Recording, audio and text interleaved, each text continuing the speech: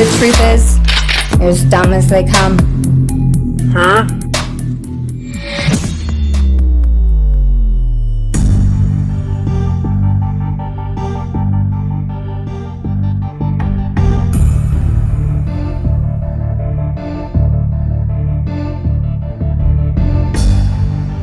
What's going on, freaks? A little earlier. I was going to try to do, I kind of want to watch the Blazer preseason, well, it's not preseason, it's a summer league game at 8 o'clock. So I thought I'd do this, and then I don't know, it's possible I could come on later and talk about a different case. The, let's see.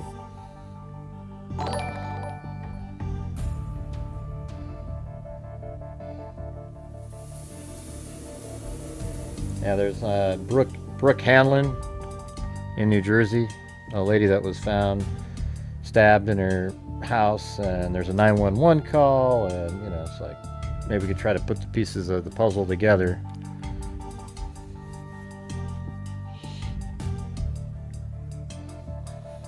But in the meantime, we're gonna go. You know, it's weird as I'm looking through these folders. There's all these old interviews and so forth with people. I think it'd be interesting to watch that.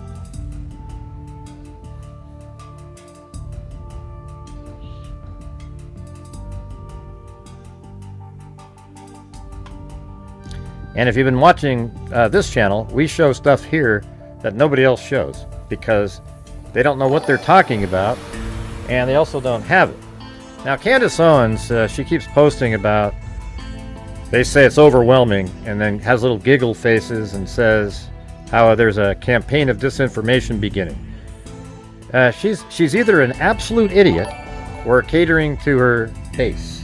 You know, it's just really strange. So you only got two choices with Candace Owens: is she's either an idiot, literally, or she is intentionally tricking millions of people for money.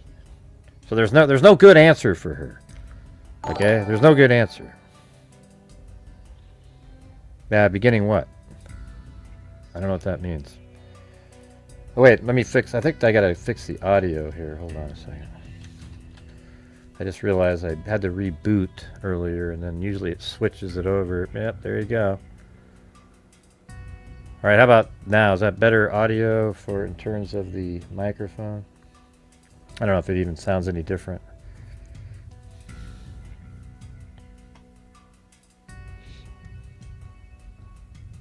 Yeah, so apparently people saw the, you know, the version of the surveillance where they could zoom in on, you know, when he was on the roof, etc. And they're like, wow, you can see him go down and stand up. I've told you guys that. Okay. Yes. They have the surveillance footage where he goes down on the ground, he shoots, and then he stands up. But it's in the distance, you know. It's you know, you got to look at it like that. It's the animation that I made recently is exactly what they see. It's I think I have it in this one right here, number 20 here. So after this loads up, it loses contact with its. There it is. So how's this for a speedy?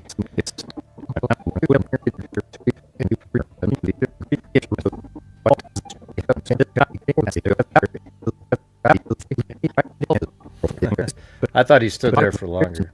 But anyways. So right here, I made this a month ago. And when you watch this, look at this. This is exactly what it shows. I bet you if you asked anybody in the courtroom who watched it, it's going to show, of course, he's limping. The documents state that at approximately 12:02 hours, Robinson is observed. I couldn't make him limp. You know, it's just a character walking. He's got something in his pants and a backpack on. I even have a backpack. He's got a hat on, the whole 9 yards. And it looked just like this. Now, they cut it off when he walked to about right here. But I told everybody, yeah, that's exactly what it's going to look like. And that's exactly what it looked like in court. Because if you just use logic, reason, and common sense, you could see that the surveillance footage that filmed that area, and it'll look similar to when he's on the roof in the video, and then when he jumps off, etc.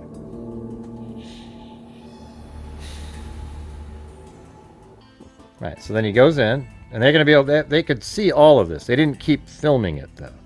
They're going to show him. The full video shows him walk into the Losi Center building, and then I think he went outside and he watched and waited for Tyler, like I said. But then he goes up the stairs, etc. And now look at. I made a video a long time ago. This looks a month ago, and this is exactly what it looks like on the video that we watched. You see him walk over. He walks over further down there, though. I just had to guess when I did it, so it's further down over there. I think this would be a better spot, actually, because from back here you could literally see that he's laying there. So the video they have, he climbs over the wall over there and then lays down right here. All right, now I have him kind of go over the wall, and then he gets up and runs, and this is exactly what's in the video, just like this. You see him running. Precisely like that on the video. Now I didn't continue having him run over there. I sort of made an edit so you could see, you know, a little closer up, like how he was doing it. He ran over like this. A few weeks ago there was a transgender mass shooter, and ever since then, about 3 weeks later, the Trump shooting. Now obviously he kind of laid down and sort of shimmied up there. And that we should start talking about revoking gun rights for transgender.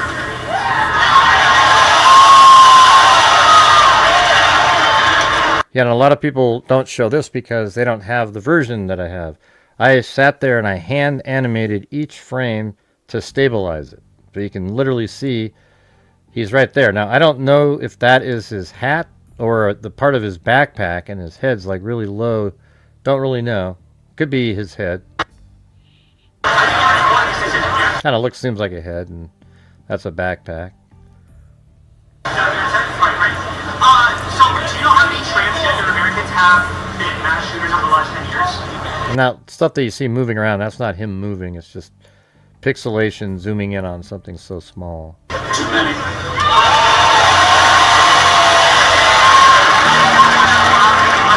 No, I'm saying the video that I'm using, he's not limping.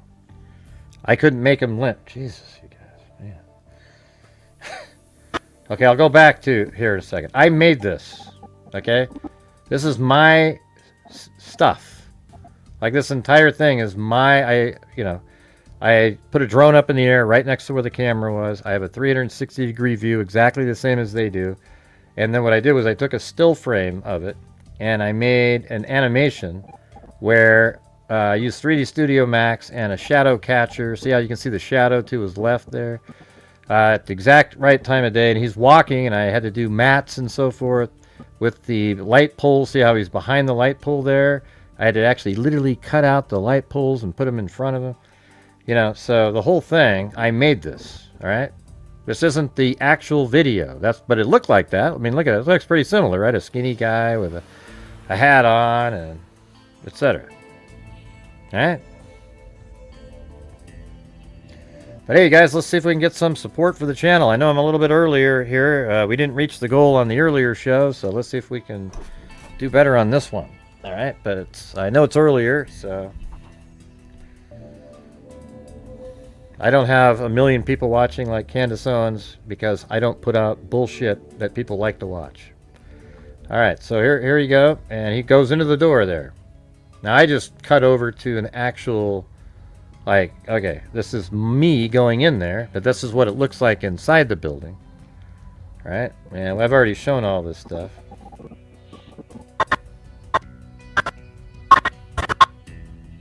But yeah, I mean, I just have it set up like this. Revoking gun rights for transgender.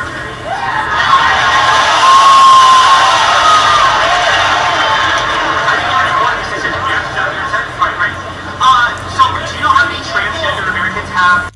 See, it's interesting. If you go out here, watch the whole image. See how it's moving around on the screen?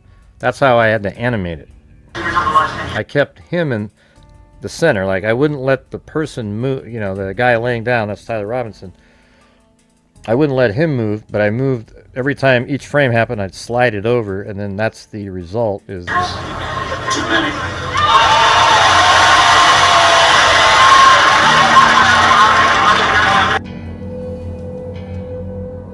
So he's laying there about to shoot in about 10 seconds.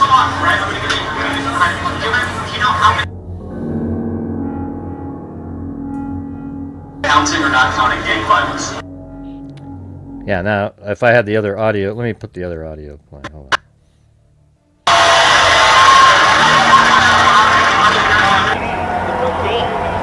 Well, thanks, guys. Appreciate you guys coming out here.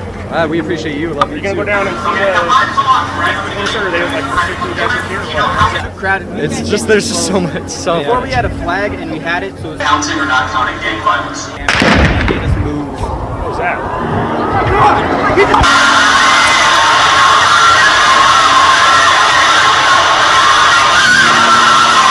See, that's what the quality of what they're... Look at. See that right there? That's the quality of what they saw in court. Like that guy, and he's over here to the left. He stood up and he ran. Okay, so that's Tyler Robinson. He fires, gets up, and he runs off. That's how it's going to look. So they're going to probably zoom in about like that far, because then it starts getting really blurry. It's going to look like that. All right, you guys, we're still at 0 in here, so could somebody please help support the channel? That's what I rely on. My live stream earlier was also demonetized, so there is no money on it. Just covering Charlie Kirk itself, you get demonetized on the live streams. So I need your guys' support to keep things going here, and we seem to not be getting through to people.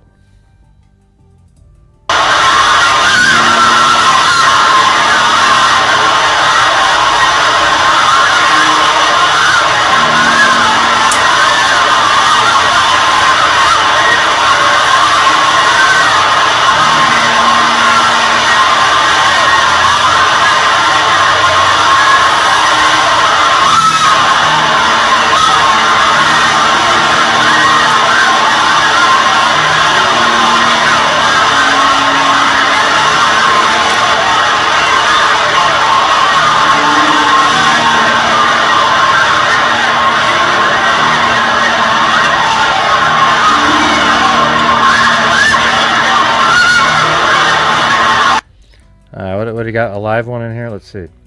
It was curious as to what Gray was specifically referring to. That she's been misleading on the entire case, dipshit. I don't even know how to refer to people like you. The fact that you're over there watching Candace Owens night after night, putting out bullshit information, tricking the public, you should be ashamed of yourself. Okay? I can't even sit. I can't sit here and tell you. I can't even sit here and tell you. It's every single day. Everything that she says is false.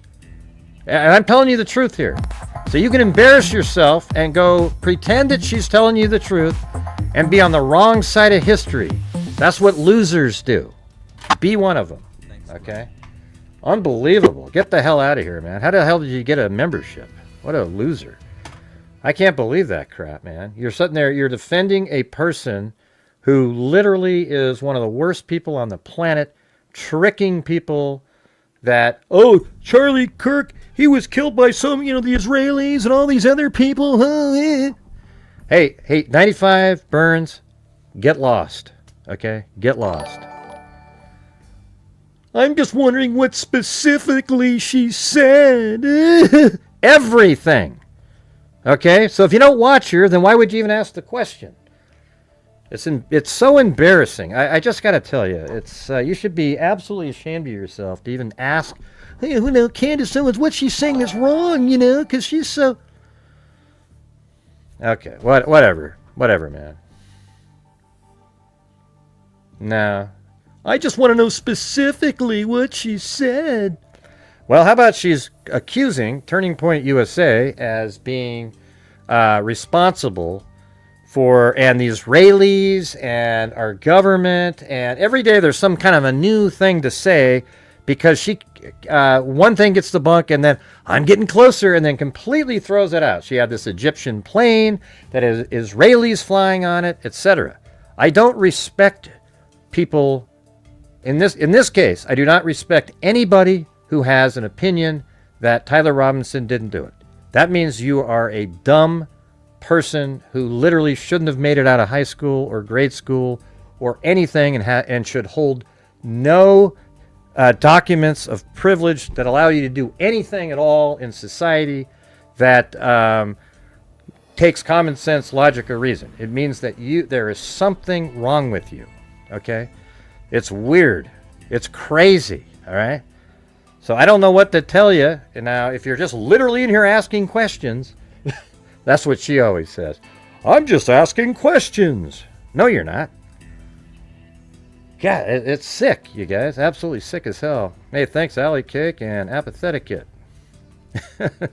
Anyways, I don't mean to sound like... I'm just so frustrated, you guys, with the whole thing. You know? And the truth is, if you don't cover the case from a sensationalistic, sort of crazy conspiratorial way, you don't get views. Okay? You just don't get views. I can tell you right now, it's my opinion, and I think others that have watched here would agree that I've covered this case better than anybody else by a mile, because I put every single thing together in order, and I show it, and it makes sense, and I don't get the people. The people go watch a person over there spend an hour talking about one little tiny topic related to the case. All right? I do the whole damn thing every single time. I go through the whole freaking case, like on every single show, and I can do it quickly, and I do it, and it makes sense, and it's just absolutely mind-boggling. Okay? It's crazy. Now, there's people out there, they talk about one specific, oh, Tyler Robinson, boy, he looked like, and it's just 3 hours of that. It's crazy. I know I can do the whole thing. I don't know. I think most people in here that watch my show would agree with what I just said. I think most people that watch my channel right now know that they're like experts on this case. They could go out in the public and destroy any argument that somebody gave them. Do you guys agree with that? Come on, go ahead. I guarantee it. They could go out there and they could sit there and they could tell you every single damn thing that happened. It's crazy. And we get stuff here. I literally got the surveillance footage from a house. We got the, somebody sent me the aerial footage. It's wild. I bet even Cindy could go out and just absolutely crush somebody in an argument, knowing all the different places and things, and it's wild. I did throw that in there. Even Cindy, okay. Hey, thanks, John. Appreciate it. Like this video right here should have got 100,000 views. It literally matched up. Look at the time right there. This is the time of Bartholomew's video, and it matched up exactly with what was going on in the real world. And I went through the entire final route that Tyler Robinson took using 360-degree video that I took, matched up with the surveillance footage, and now I can update it, of course, because now there's new footage. So maybe that's what I'll do, but I guarantee you when I post it, it'll get 1,000 views. That's it. Because people just don't get it. Anyways, that is so frustrating. I don't know what it is. Somebody comes in there and they start busting out about, well, what is it that Candace, and it's like, God. Candace Owens, what do you mean? What does that mean? Is this live if it's 12:24? What are you talking about? What are you talking about, man? You see what I'm talking about with the brain cells of society? Is this live if it says 12:24 on it? What are you talking about? That's a video on the screen that has a clock on it. It has a time frame on it.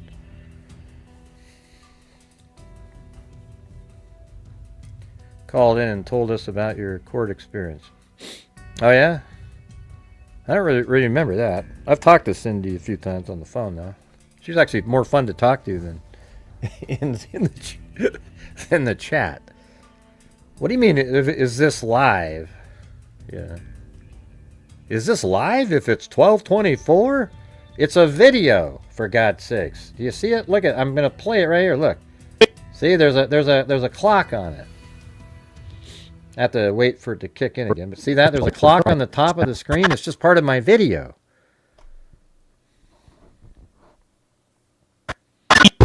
Yeah. So you know, I don't know, man. Can you think of anything more frustrating? And look at this. How come nobody's talking about this? Nobody's saying, "Hey, Gray, why don't you come on and explain this?" Look at this damn thing. This right here is the Dodge Challenger parked at 11:26, and it's also parked at 11:18. All right? And it matches perfectly. Guess what? It wasn't parked in this spot. See, this is it right here. This is my 3D model that I brought in.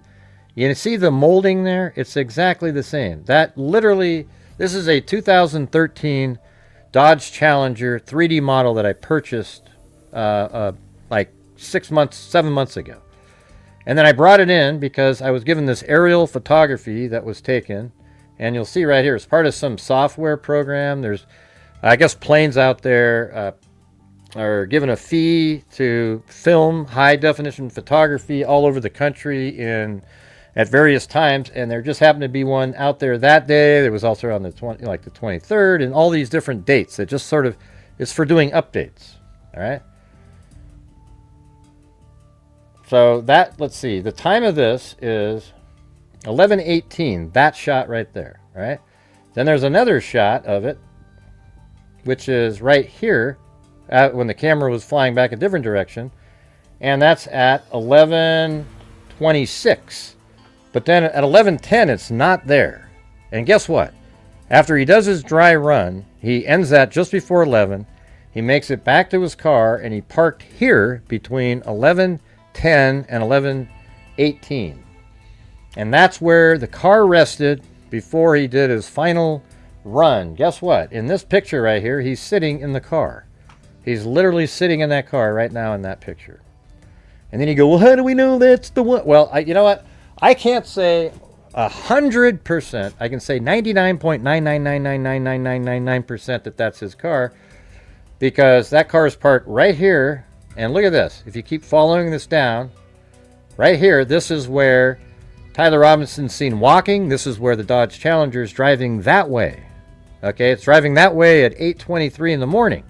And then at 8:23 in the morning, it drives around like this, comes around, and goes into the parking garage. All right, and then after that, he leaves, and at 9:30.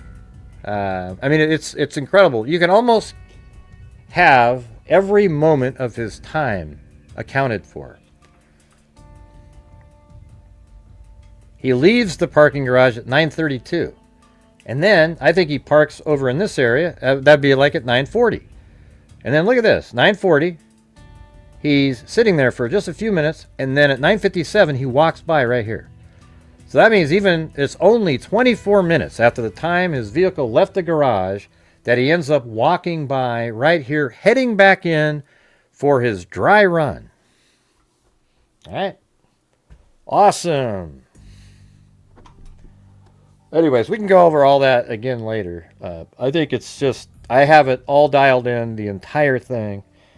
Now we even know that at 11 o'clock at night on the 10th, he got a text message that was automatically generated. That's the one that said, check under the keyboard. I have the screenshot of the note that was found underneath the keyboard. And then all the subsequent text messages that they sent back and forth were after that, going all the way into the 11th. And then you have him searching on the Maps program twice while he's on camera even. I mean, it's amazing. Both times. Isn't that incredible, guys?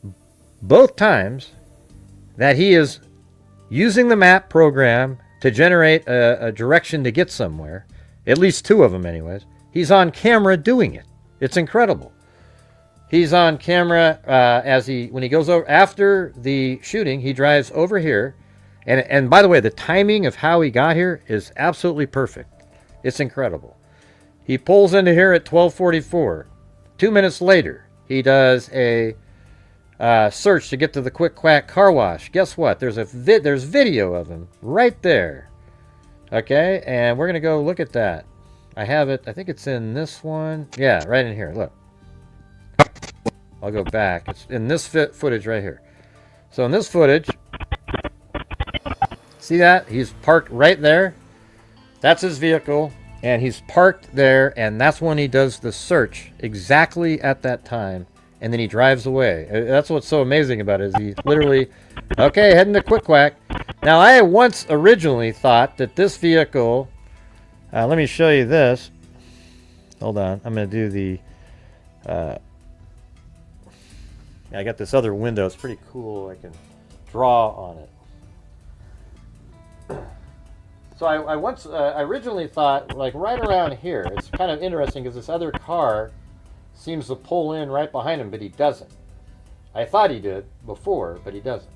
Here, I'll show you this. Watch. Okay, so I'm going to draw right on the bottom of the wheel. I'll just put a dot there and a dot.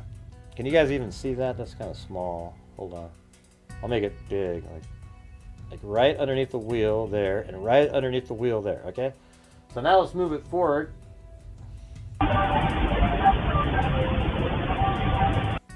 And see how that car there is not in the same spot. Ah, crap. I just lost it. Oh, hold on. Let me get that. There it is. Right there. Okay, so he would be from that angle. He's right there and there. And so that means he's closer. He was literally in that lot. For example, he was parked right here, and that car drove by on this one. So they had nothing to do with each other at all. But before it was weird because he sort of stopped. It looked like he stopped behind him, and then this one, and then he pulled out. But he didn't. It didn't do that. That's not what happened. Okay, so he drove out and he drove over to the Quick Quack. And that's all on video there. And then the second time that's on video is when later in the evening when he's parked right over here waiting to be, he actually gets out of his car to try to go get the gun that he left right down there. He walks this direction, but then later he gets back to the car and he's texting Twigs, etc. And then at 1:33 a.m. on the 11th, he says, hey, right before that, he probably said, you know what, I'm not going to be able to find it. And I'm not going to get the gun, and it really sucks. Yeah, it sure does. And then at 1:35 or 1:33, he searches how to get back home to his house.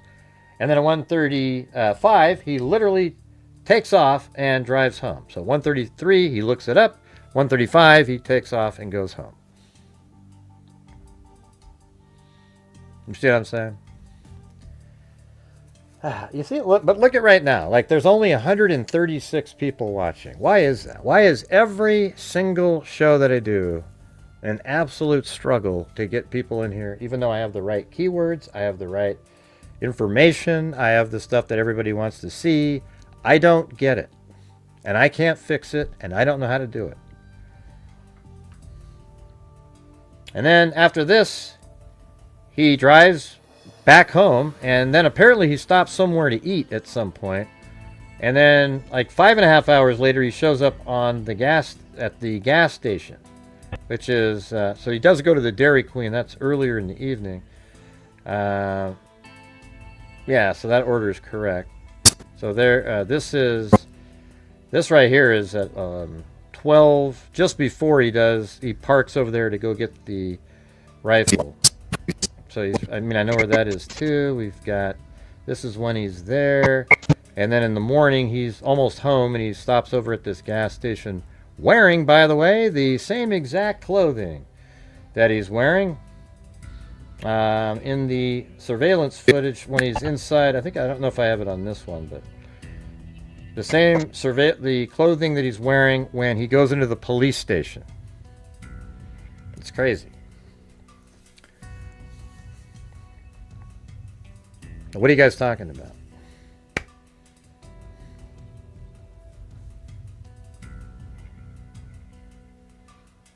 What is Sandy talking about? Are we going to see the note? Yeah, I've shown the note like 100 times. Jesus. Oh man, you guys.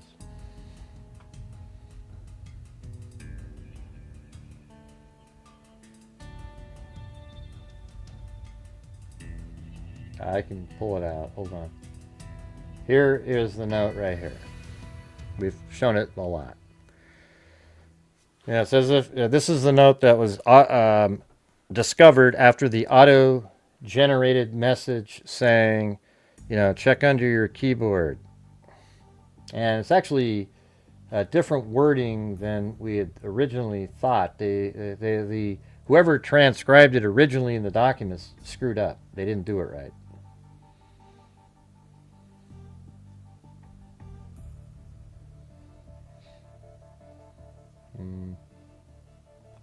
There it is. Yep, there's the conversation right there. It said, no, I don't think that's where I put that. Yeah, it's not in that one. What was the one? I changed it to what he said. Maybe it was in the timeline video. Let me open that one.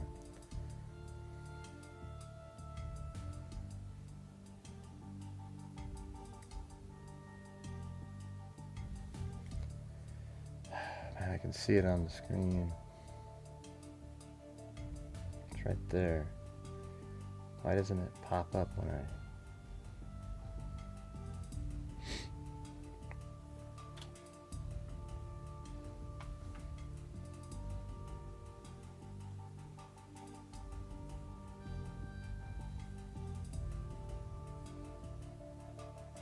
No, that's not it. Is it loading up right now?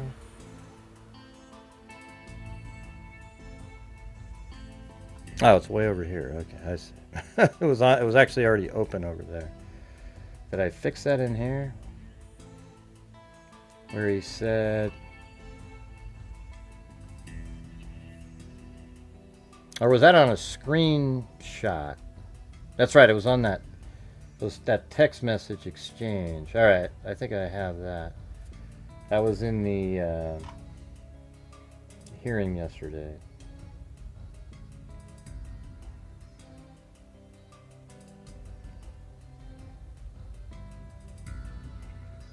OBS recording. I think it's.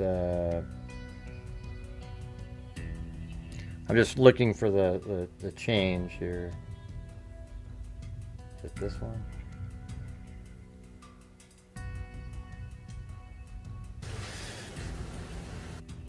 The bush No. have to. Not that one.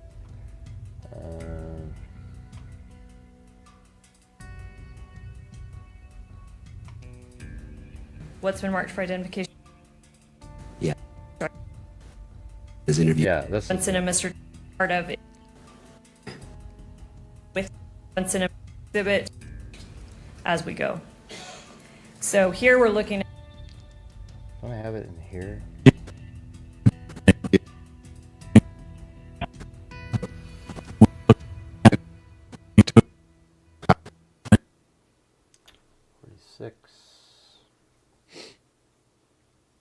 I'll just put it right there.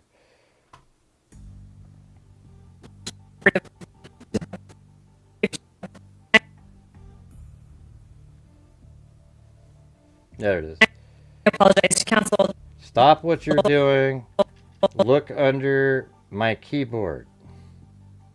Right? And then they actually had a conversation. And it's like, are you... Ah, F, I tried to delete that. You know? All caps. He didn't mean for it to go out.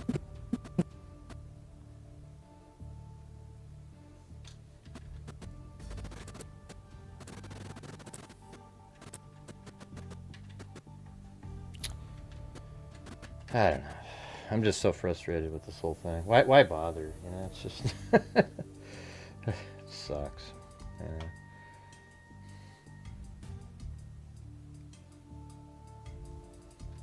This is in the text messages, right? So I should have that.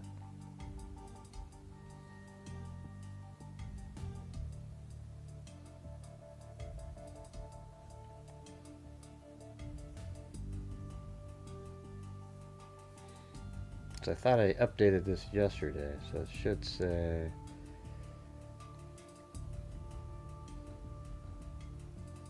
Shouldn't be long.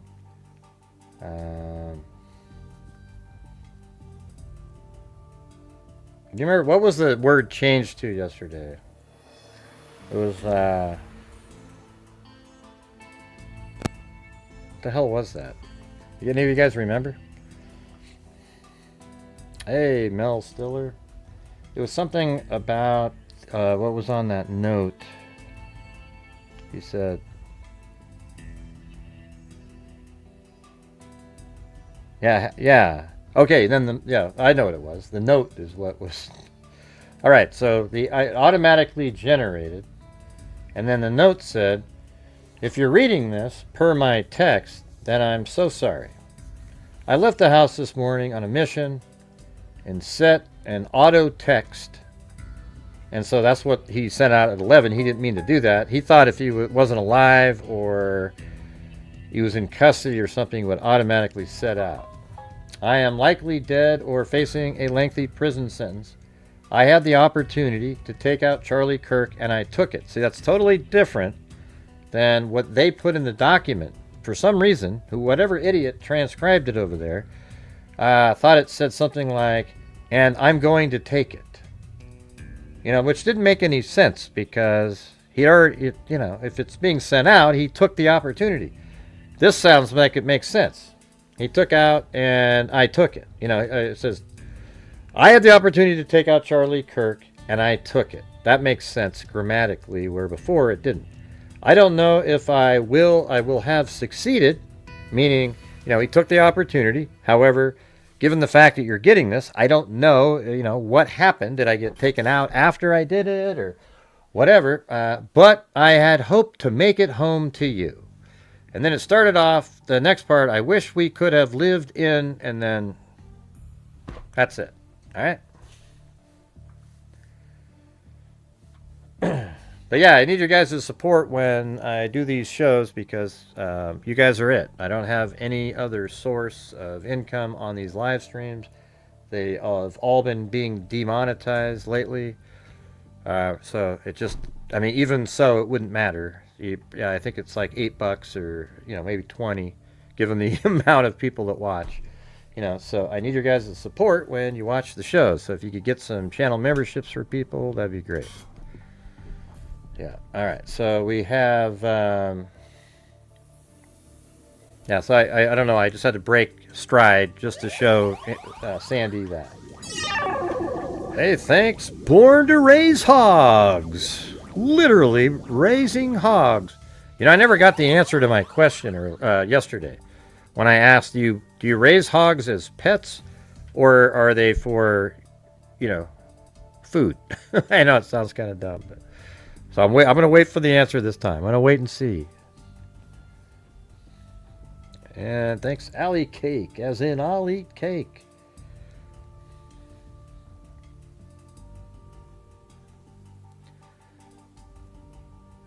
Okay, motorcycle. Oh, so motorcycle. Oh, I see. Born to raise hogs. Okay, cool.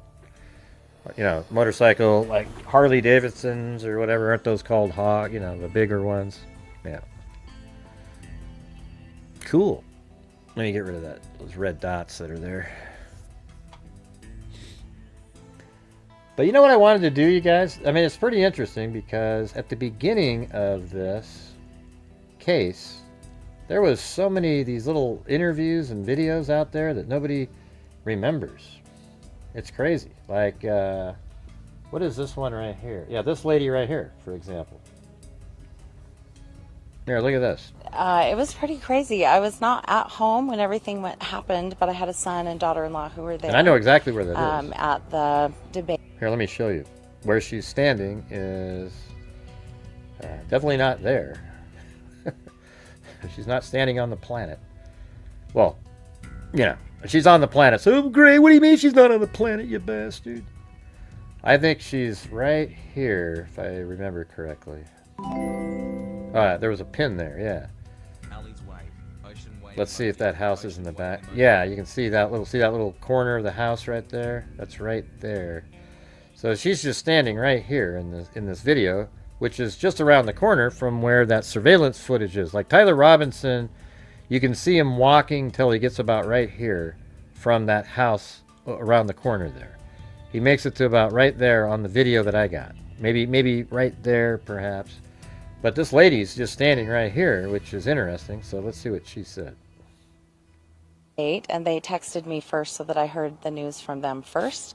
They had already made it home. I got home about 1, a little after 1. So they were safe, they were fine, but just super scary. By the time I got home, out on the main roads trying to get home, police everywhere. People were trying to get to the schools to pick up their children, but the schools had been locked down, elementary and junior high as well, that surround UVU. So we had people everywhere, police everywhere.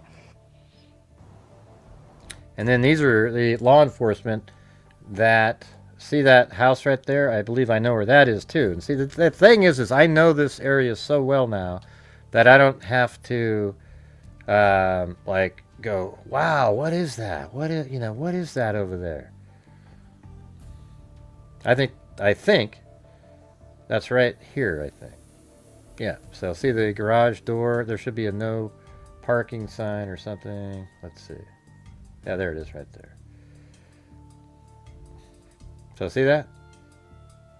They're going up to the top up there to pull out the SD card that maybe has the surveillance footage in it, because it's that house there and this one right here are the two.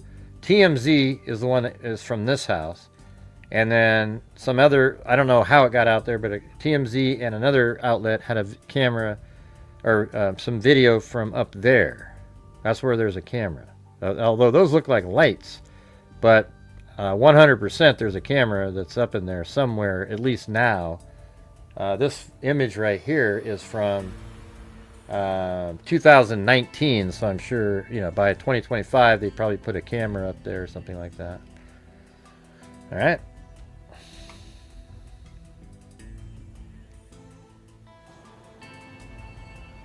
I think it'd be cool to go over some of this stuff. Went to school board hearing and everything. Great, we have a teacher here. Oh, was fired for commenting on. Went to a school board hearing and everything. He got these. Well, did he get back his job? I don't think you should get your job back if he was negatively commenting. We had police come through, and they were sweeping the neighborhood, checking all of the sheds and outbuildings. And you guys want to watch some of these things? I mean, put a 1 if you want to watch some of these, because these are interesting. I mean, there's all these stuff right at the beginning. Various interviews. There's another interview with this other lady that actually walked right by Tyler Robinson as he was coming in to do the shooting. Backyards, talking to see if anyone had seen anything or heard anything. I'll go see if I can find them. those. I'm so grateful for. Their response was quick, and we had agencies from everywhere. Salt Lake to Santa Quinn, at least, that I saw, which was amazing. But really scary to think that something like this could happen just right here in your backyard.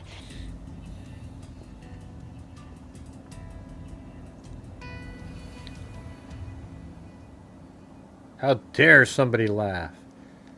So at the chain link fence for all the yards, that is UVU right there. So we had police up on the roof yesterday of UVU. What's for police me? Going through our yards and also the property. Man, you type in some weird shit. Yeah, the police were there all night last night. Ah, the police were there. Well, let's look at that again. So where was that? Yards and also the property back here. Yeah, the police were there all night. So let's see what she's looking at. So she was right over here. Yeah. So she's probably looking down at the street. I'm not sure if she walked somewhere over here, but it looked like maybe she's standing right there and she's pointing. Let's see does that make sense? Like pointing out down to the street. I don't know. There's a fence down there. The neighbor's property just next to this one is heavily wooded. I mean, we have a lot of trees anyway, but that's where it was cordoned off all I wouldn't night say last heavily night. wooded. They had asked the family if they had lost a weapon, a firearm, and they were like, no. So I don't, this morning they were saying a weapon was found. Okay, now that is, I know where that is.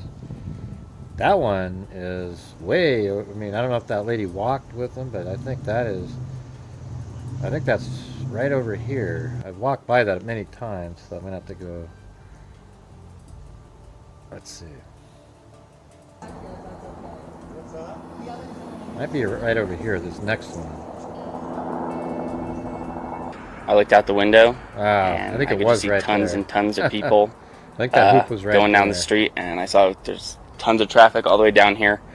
And I looked at my phone, and I had tons of calls and texts. Hold on a second. They had asked the family if they had lost a weapon, a firearm, and they were like, no.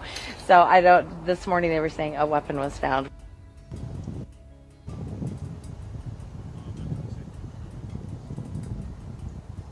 How about that fence in the background? Yeah, that's it. See that little thing there? I knew it was. See that right there? That was in there. See, this is 2019, so they probably, somebody put a basket. See right back there? There you go. Those are those things. I knew that was there. It's there. It was there when I was there. So it's not on Google Earth, though. It was right there. Okay, so this is, that one's crazy, because this is at where, I mean, right through there is where the gun was, right there, okay? So that basketball hoop's right there. Tyler Robinson parked right there at midnight, after midnight, and then he was trying to walk back down there, right there. And I could just see tons and tons of people.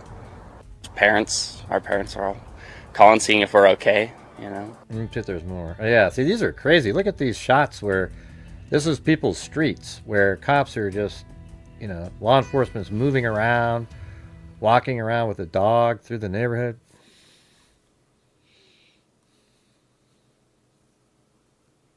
Yeah, I mean, yesterday, we like, Yeah, that's down that street again. That's the house down there that had the surveillance. That's so funny. I know exactly where all this is, you know. This one right You know what's weird is I just literally walked up to the guy's house, knocked on the door, he answered, and I said, yeah, I came here, I was wondering if you had, he goes, oh, you want to see the surveillance? And then he goes, yeah, come in here. And then check this out. I go, can I have this surveillance? And he said, yeah, you can have it. And I go, you know, but I don't have a USB drive or anything. Oh, I got an extra one. I mean, the guy was like the nicest human you've ever met in your life. It was crazy. All right, so we have, let's go back at the beginning, because look at, this is September 11th. I have this folder here, which is crazy because it has a bunch of their, you know, the FBI press conference, the Bartholomew, some of his or there might have been another guy that did something similar. And then let's see what this one is. These are all the images that were released. Let me make it bigger if I do. Extra large. Yeah, all these guys here. See? That's that surveillance footage. All on the 11th. This is all out there. It was crazy. And look how quickly they got that guy on the, you know, the roof video. I mean, literally right out of the gate. Look at it. This is the one that the FBI released, and it came out on the 11th. This is actually off the FBI website. That's why it's so clear. I mean, you know, they zoomed in, and there you see him running right there. And it's only does like 6 frames a second, so it's really jerky. And then you can see that he has a gun and he jumps off. Oh, we've all seen this 1,000 times, but so we have that. Let me make I make myself smaller.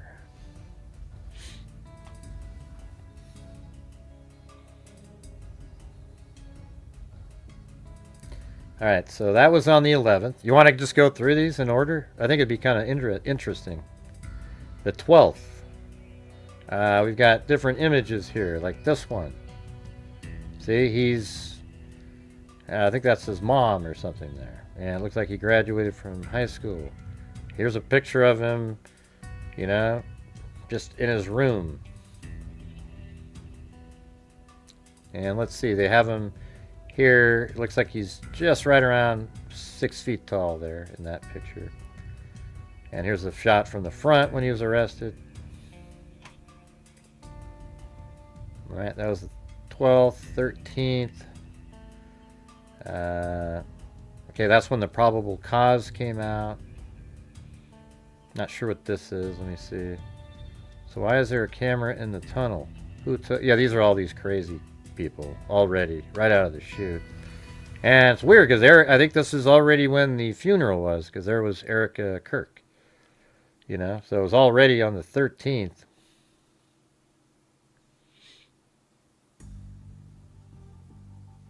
Oh yeah, let's play this one too. Listen to this.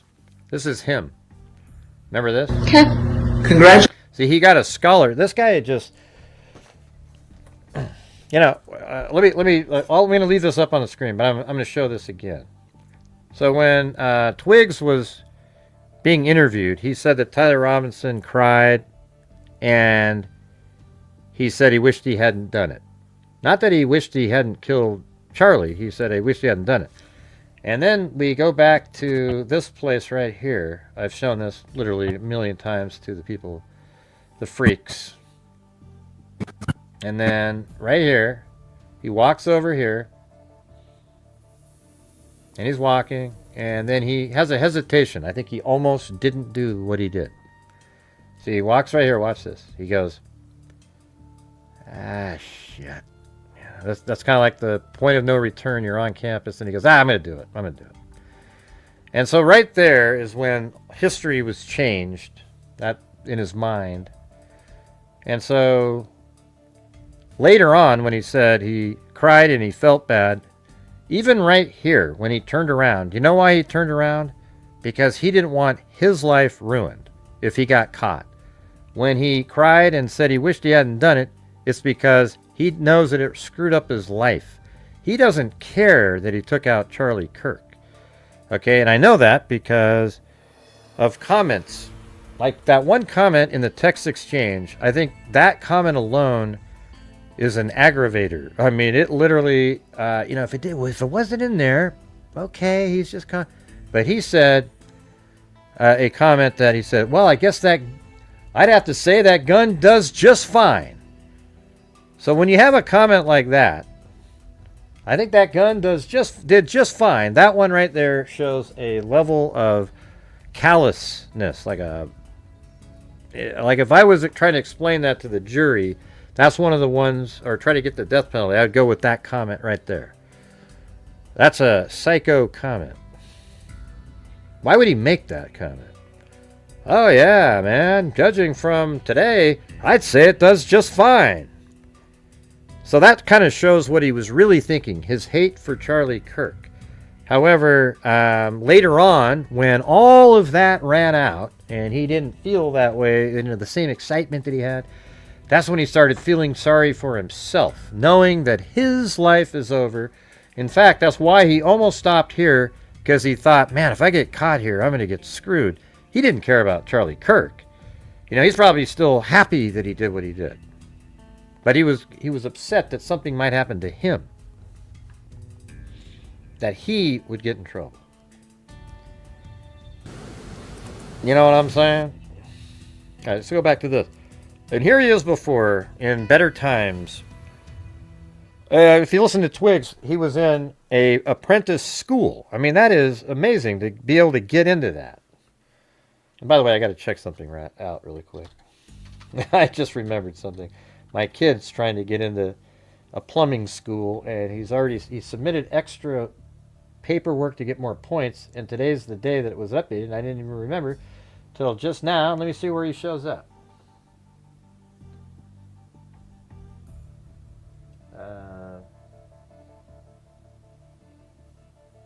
Jeez. Where is he on the list?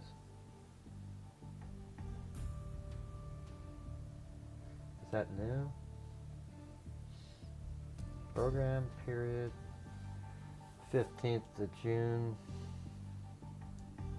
I don't know if that's updated yet.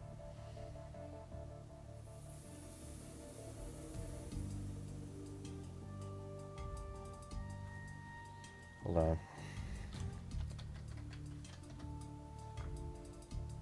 Okay. Huh. I don't know. I think that is the new list, but man, he's not. It's hard to get up there. You have to have these special points. All right. Anyways, here it is. So this guy was in an electrical apprentice program. Okay. Congratulations. You have been selected to receive the resident president. Except this after this, because he didn't do this. He got a full ride to go to college. Okay. Congratulations. You have been selected to receive the Resident Presidential Scholarship from Utah State University. The value of this scholarship is approximately $32,000. This scholarship is available for 4 years or 8 semesters. Isn't that kind of weird right there when you watch that? Isn't that weird? When you watch that, like, just kind of, like, what is he? His mom's like, hey, make sure to cheer, you know, and it's just strange. Scholarship is available for 4 years or 8 semesters. Okay. Congratulations. You have been selected to receive the Resident Presidential Scholarship. And by the way, he's got the same damn shirt on again. I mean, does he have any... By the way, does he have any other color shirt than that maroon one? That's crazy. Wow. Oh, and something I was looking at today, guys. So if you didn't watch earlier, look at this. So he's up here. And why... and right now it's 11:53 and 12 seconds. Well, let me ask you this. You believe this is... Okay, 11:53 and 14 seconds. Mr. Robinson returning to campus? I do. 11:53 and 16. Yes. Okay. And what do you believe? Okay, oh, there it goes. So it went 11:53:17, and then it skipped all the way to 11:54 and 33. And so that's how he stood there for a while. So he was probably looking at his phone. And I think, unless he's an absolute moron, and he isn't, you know, you don't get scholarships like that if you're an idiot. I think that he turned his phone off right after this. I think he did whatever he was going to do. He did a final check. Yeah, it looks like everything's going. Maybe sent a text or went on Discord or whatever the hell. I don't know what he was doing. I think it's really important what he was doing right then, though. But I think he may have turned his phone off right then. And that makes sense, right? Because it'd be really stupid to have your phone on as you're committing the crime. That would be like on a checklist. So he turns it off right there. And then he probably goes on, this is my opinion. And then he goes on campus, does what he does, you know, shoots Kirk. And then I think he turns it back on after he's made it back to his car and driven to that mall where he does the search for the Quick Quack car wash. Doesn't that make sense? Like, all of a sudden he's there, now he can take it out, and now he's far enough away where it looks like he's somewhere else. That's what I think.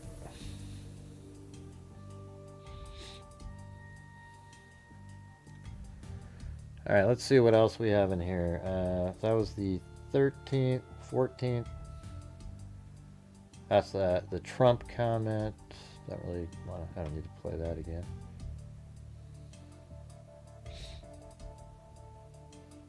Is that this one?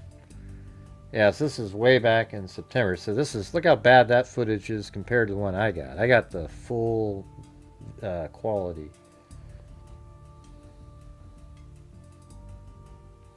All right, guys, hitting one of those massive lulls again. So if you're out there, if you could please help support the channel. Again, my channel relies on the people watching.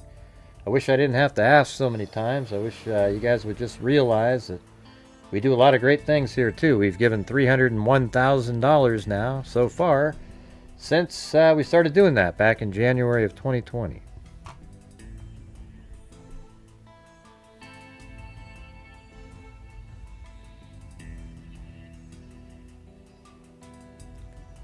Alright, just going through this.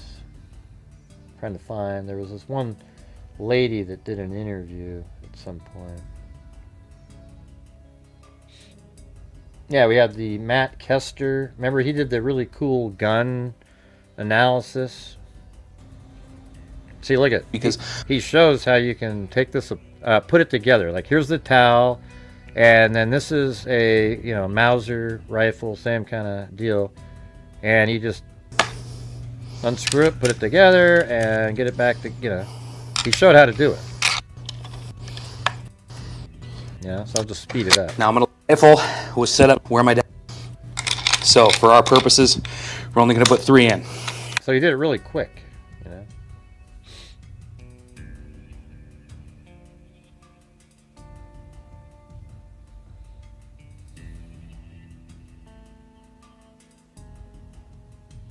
What are you talking about? Who are you talking to? Who's nosy?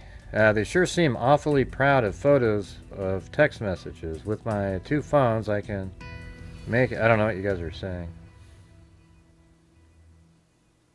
I'm not sure what's happening. What are you guys talking about?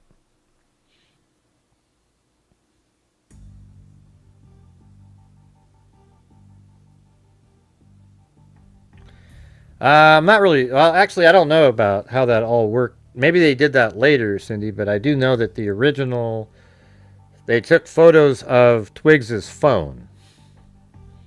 He said, here's the messages, and then they scrolled through each one, and they just took photographs of them, and it seems like that's what they were showing on the show. Okay? I mean, like, not the show, in the trial, they were showing on the screen, I meant. So that's what it seems like they're showing. They actually took screenshots. With the cell phone, he took pictures of Twiggs's phone. It says that in the documents. But hey, you guys, how do we get the support up here? Get the gifted memberships, etc. How do we get that to happen? I don't know what else I can do.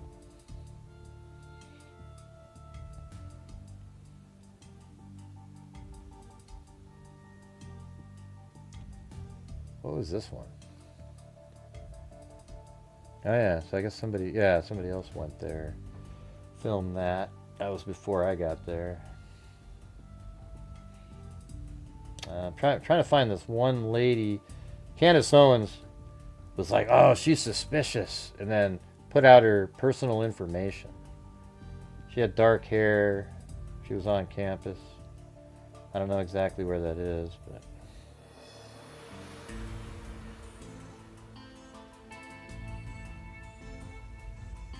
looks like my shadow analysis. Let's see. I'm not sure when. I think that was late September.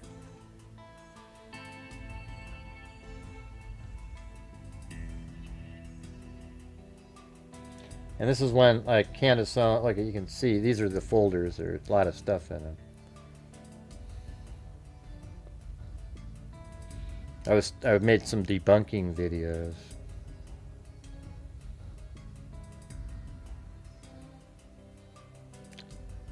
Yeah, I think this might be, this is the shadow one right here. So I did the shadow analysis on September 27, 2025. I already figured out that that image taken was at, let's open that up and see what that looks like. I did that on, they said it was 8:08 when he walked by that camera, but it was actually 10:08, and I'm the one that told everybody that that's when it was.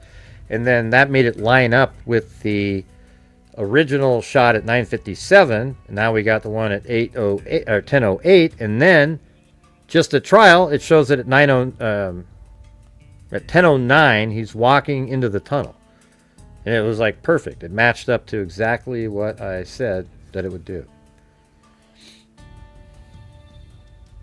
Okay, let's see what this looks like. I'll show you what I did on here.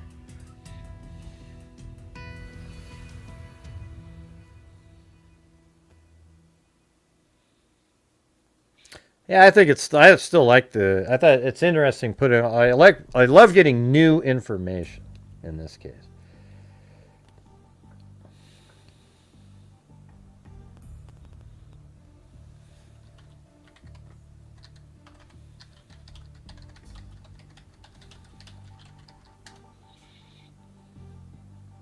All right, so this is this program here cost me about $1,900 a year now. Okay, it's very expensive. All right, but see what I have here is a sunlight system. See that little thing that I'm clicking on there? And then I brought in north-south oriented screenshots of various locations just to sort of prove different, the time frame of videos and stuff. All right, so in the case when it walks by right here, I just use cylinders like this. On that one to figure out what time that one was. This was kind of I think is it that one or this one? I think this might have been one of the key ones right here, because we were trying to figure out when the shot was that they said was 8:08, and so I have the cylinder there, and then when you click on the sunlight system here and you go over here, it says right on the right hand, you can't see it, let me go to a different screen, this one. On the right hand side of the screen over here, it has the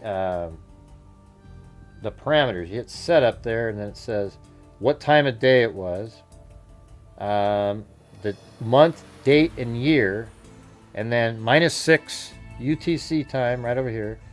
And then I selected the Orem, Utah, right there, Orem, Utah code, or geo coordinates, so you're right in the right spot. And then if I went, I think this would be 10:08, like that. And then I guess if we look at this camera right there, look through it, that's what the shot looks like, right? So let's go back to that one.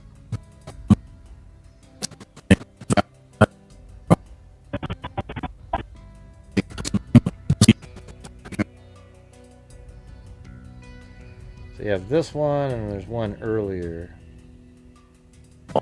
This one. So nobody knew what time this shot was right here. So I figured it out. See how the angle of the shadow is? Let me just show you this right here. My render setup. Okay.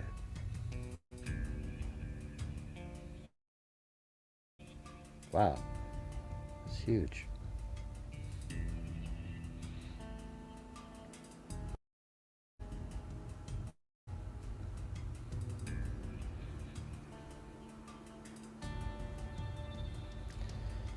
Have you guys noticed this massive lull that's going on in here? It's been like 30 minutes here. It's hard to make the goals like this.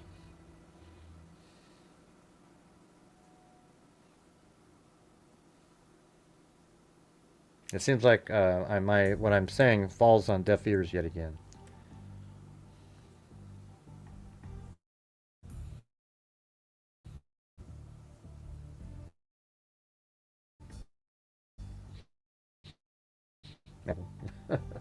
I'd never make it into the algorithm. No chance.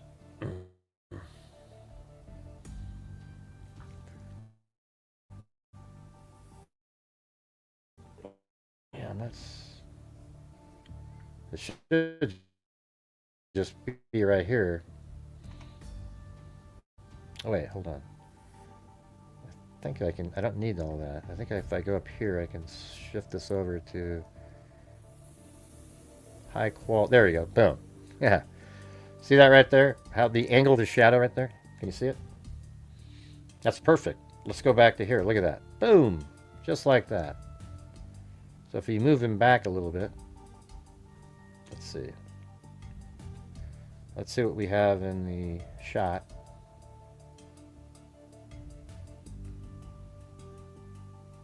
Yeah, so he's right. That's almost exactly where he is in the image. So see how it goes like that, and then you look at that, and boom, that's it, right? So now let's make it 8:08 in the morning.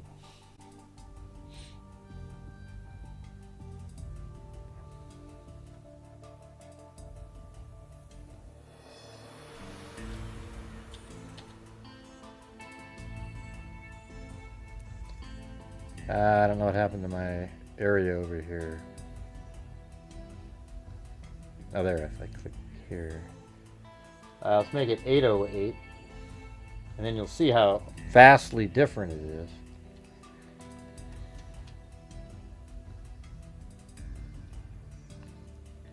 Why is there a hole in your brain, Michelle? That's what I want to know. All right, I'm going to go right over here, and I think it's this one, right? I mean, look at that. There's not even a shadow at 8 in the morning. You see that? I mean, look at that. It's crazy. 8:08 in the morning. There isn't even a shadow because it's so early.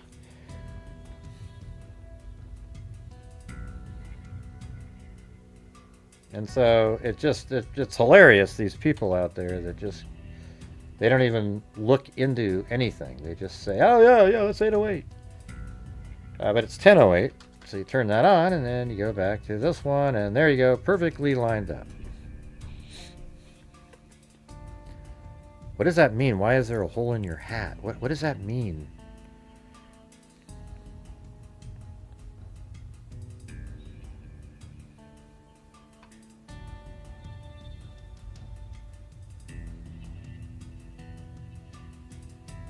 All right.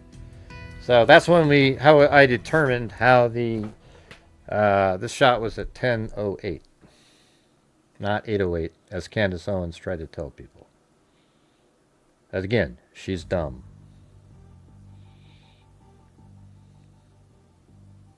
Gray, she's smarter than you. Okay. All right. She's a very good speaker, I'll give her that. I'll give her that. Let me see if in here I can find that video just by looking at all videos. She's like somebody with, I think it should show her like dark-haired person.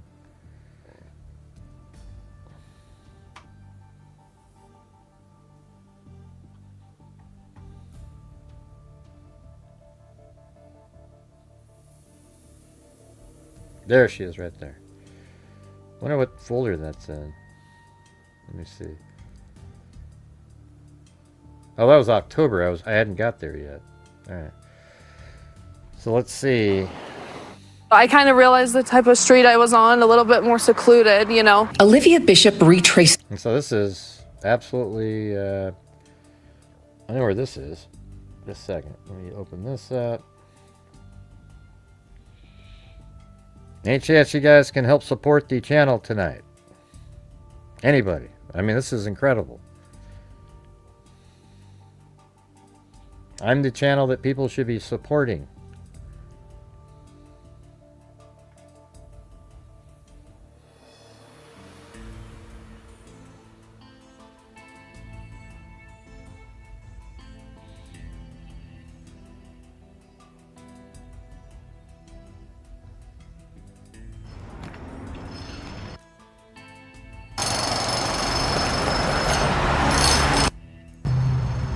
I think she's like right here on this street. What is that? Dead end? Dead end, no entrance. Does it say that on there? Yeah, dead end, no entrance, I think. So I think this is the street right here. All right, Alley Cake's trying for a wave, everybody. We need a tsunami, like she said. This is ridiculous.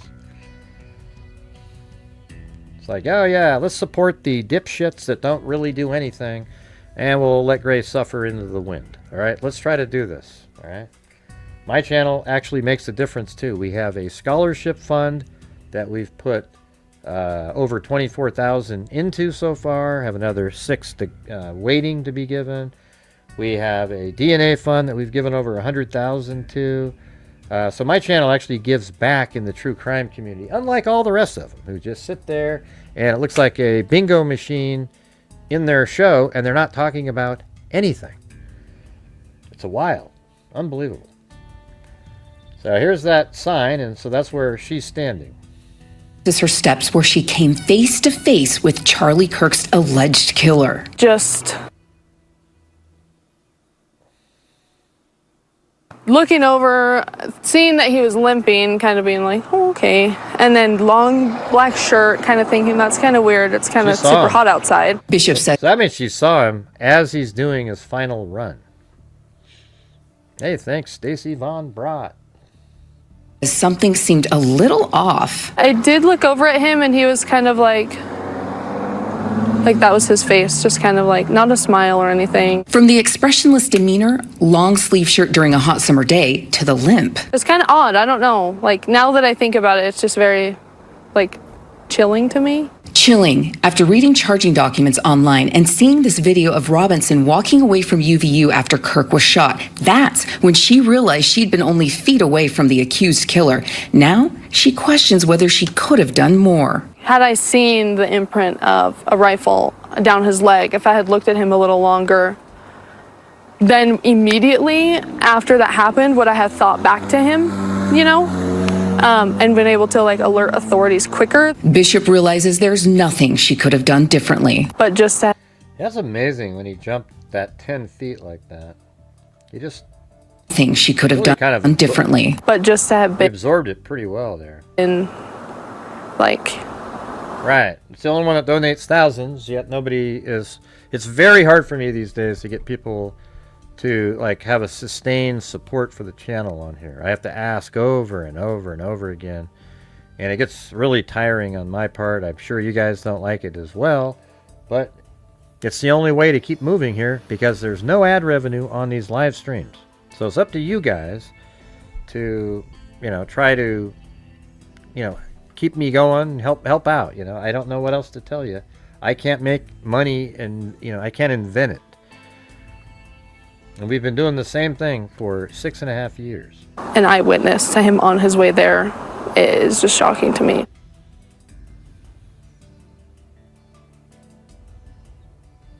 Yeah, I know. I used to be able to jump on stuff I kind of like realized the type of jump off stuff too. I know all that, Sandy. I'm just saying it's still, even from 10 feet though, it's a pretty good landing. You know, it's like I used to do when I was young. I was kind of skinny and limber and could jump off of all kind. You know those like rope swings. You could just swing and jump off at the highest point and land on the ground, and it was no problem. Street I was on, a little bit more secluded, you know. Olivia Bishop retraces her steps where she came face to face with Charlie Kirk's alleged killer. Just looking over, seeing that he was limping, kind of being like, oh, okay. And done more. Had I happened, would I have thought back to him, you know? And been able to like alert authorities quicker. Bishop realizes there's nothing she could have done differently. But just to have been like an eyewitness to him on his way there is just shocking to me. All right, so here's what I'm gonna do right now. I'm gonna go over the whole damn thing again, you guys. And after you're done listening to this, you'll know every single thing that really matters in terms of the movements, etc. that day.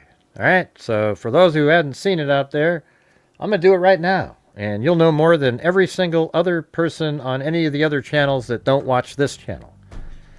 All right, that's just the truth. And I'm going to try to do it like kind of methodically using the surveillance footage and talking.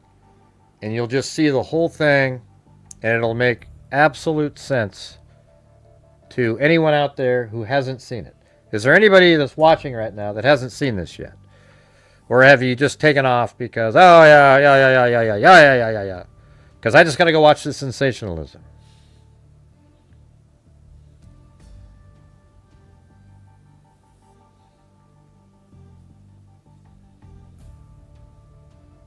Anybody?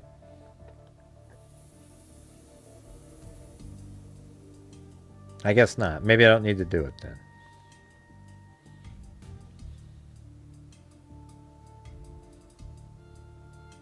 Hello? Now we're down to 144. See, it's incredible. You have like 180 and it goes to 144 in about 1 minute. As if like these people, they tune in and go, okay, this doesn't, I'm not being entertained. I gotta get out. I gotta leave. It sucks. That's just unbelievable.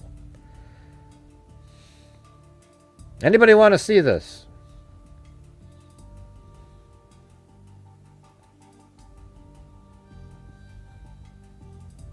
What do you mean you haven't watched it? I haven't done it yet.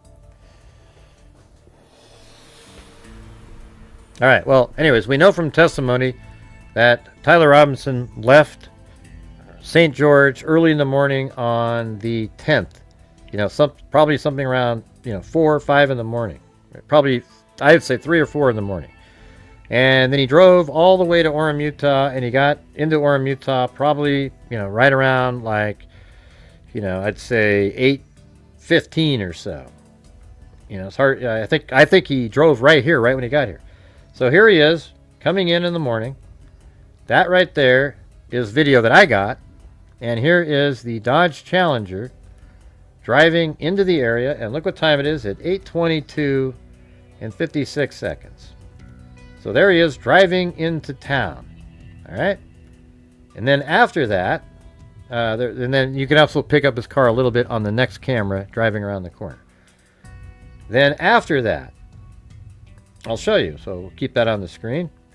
This is what he was just doing right then. He was right here. This is the house that showed him drive by at 8:23. Then he drives this direction. He's probably driving, speed limit, kind of slow. And then all the way over to here at the intersection of, I think it's 800 South and Campus Drive. Then he turns and then he drives down this street, Campus Drive, and then goes into that parking garage, exactly what I was just showing you right there. Then he goes into the parking garage, and here's the car as it enters the parking garage. That's the vehicle. All right, I'm going to turn off the guy speaking there. So here it comes. And he actually goes up to the level that he's on right now is not the level that he parked on. He parked on the level above it. All right, so when you look at the parking garage here, this level where you enter is on the same level. See how it goes underground over here? That's where the tunnel is. So that's on that lower level down there. And in fact, if I go over to and open up the, let's see, I think it might even be on this one. So let's see. If I go through the tunnel, here I am. I'm just going to show you using this to show you the lower, shit, just went by it. Right after this, I guess it's a really long video, so when he goes around this corner, you can see. Okay, see how there's the parking garage down below? I'll turn it now. And that's the entrance right over there. See that? The light over there? The car came in just like that and then drove around and made it up to the floor above it, which is this one. And he ends up parking right over here against that wall that you see. Okay, so let's go to the rest of that. So here it is on the first floor. This is that the lower one. That's at the same level as the tunnel. Now he's on the upper one. And I'll let me back it up a little bit. Hold on. I think it just skipped forward for some reason. So it's right here. That's when he enters. Okay. And then right here, 2025. And what leads you to believe that this particular vehicle belongs to Mr. Robinson? Information. Their vehicle belongs to Mr. Robinson. I'm not sure what the hell happened right there. Hold on. Am I on? I'm supposed to be over here. Yeah. Okay. It's just it skipped over to a whole nother scene for some reason. So after he made it to the next floor up after coming in, he pulls over to the left. You'll see him slow down up there, and I kind of repeated it again, and he'll pull in right over here against that solid wall there. That's the one I just showed you that was outside. And after that, he gets out of the vehicle, and we're looking at, this is right around 8, let's see what time it is. I'll go up in the air here. It is 8:28 in the morning.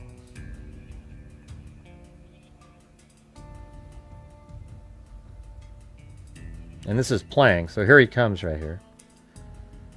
Now, the way they put it in court was absolutely idiotic. Okay? They made it seem like right after this shot right here, there's more video of him in there, but it's not that way at all. You actually have to stop the video right there, like that. Maybe right there. That's when he exits the parking garage. And then, after exiting the parking garage, hold on one second. I want to make sure I don't miss the key points in here.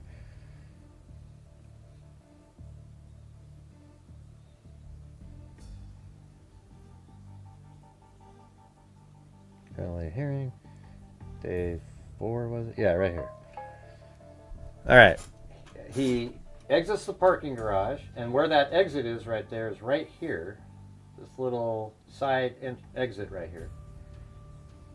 And then he walks all the way over to the area where Charlie Kirk ends up being shot right over here. And he talks to some TP USA members.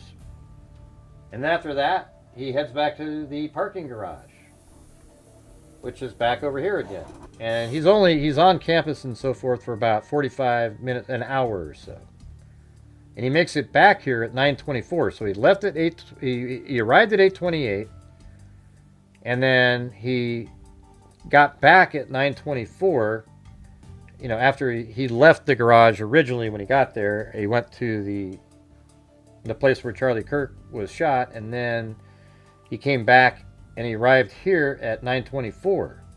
But he didn't enter the back in right here, you guys. See that little spot right there? He didn't enter right there. He entered in right there on the way back. Kind of sort of clever, you know, just sort of a little something different. He enters in right there. That means he knew the area really well. He'd been there.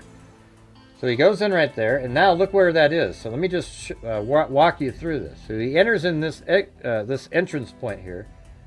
Now look, let's just follow that level along. I'm not sure why it's not moving there. Hold on. I got. Whoa, jeez.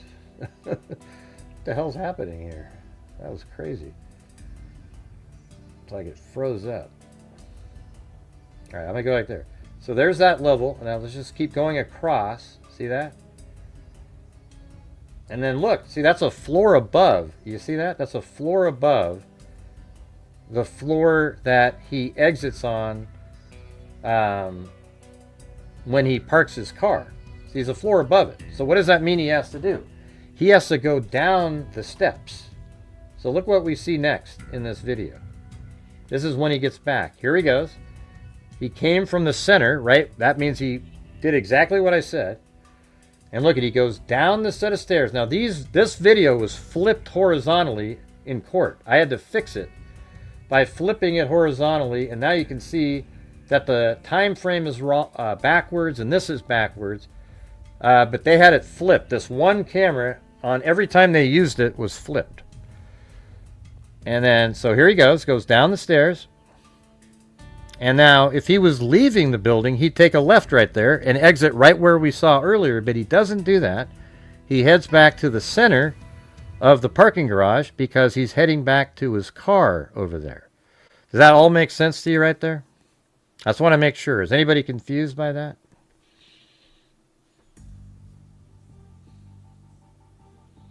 He's heading back to his car.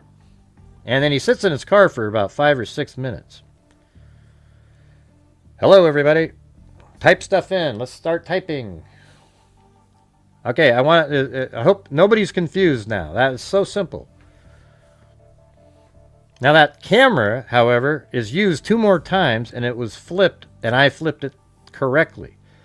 And so they need to fix that, because if anybody who knows that garage, etc., it doesn't make sense. Let me show you something here. So I'll go back to when I was there. Watch. You go up the stairs here. Yeah. See, there's the camera that films him going up the stairs. But I'll show you the one that we were just looking at is. Oh, I can stop it. Oh man, just before that. Hold on a second. Alright, so God, I have to go up these stairs again. Let's try it again. Go up the stairs.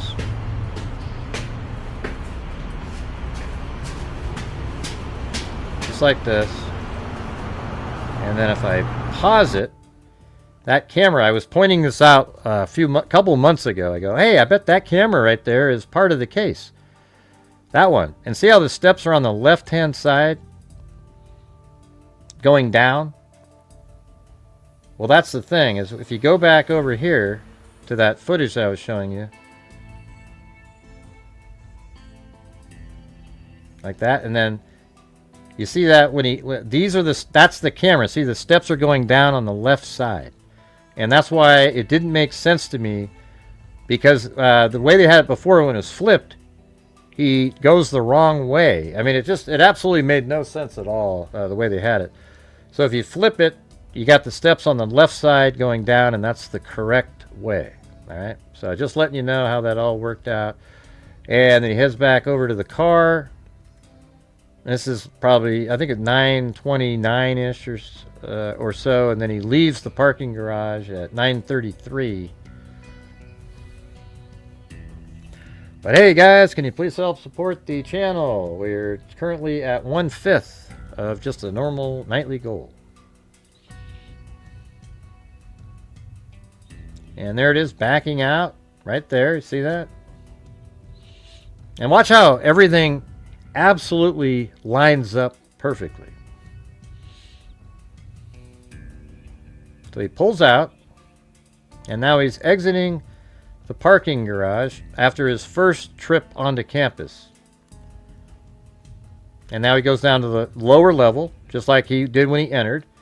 And now he's going to exit. Thanks, Ashlyn Cherry. And then there he is exiting the parking garage. Okay, so before we get to here, we don't need this part yet. He's exiting the parking garage. So we're going to go right to the spot where he's exiting, and he exits there at 9:32 in the morning.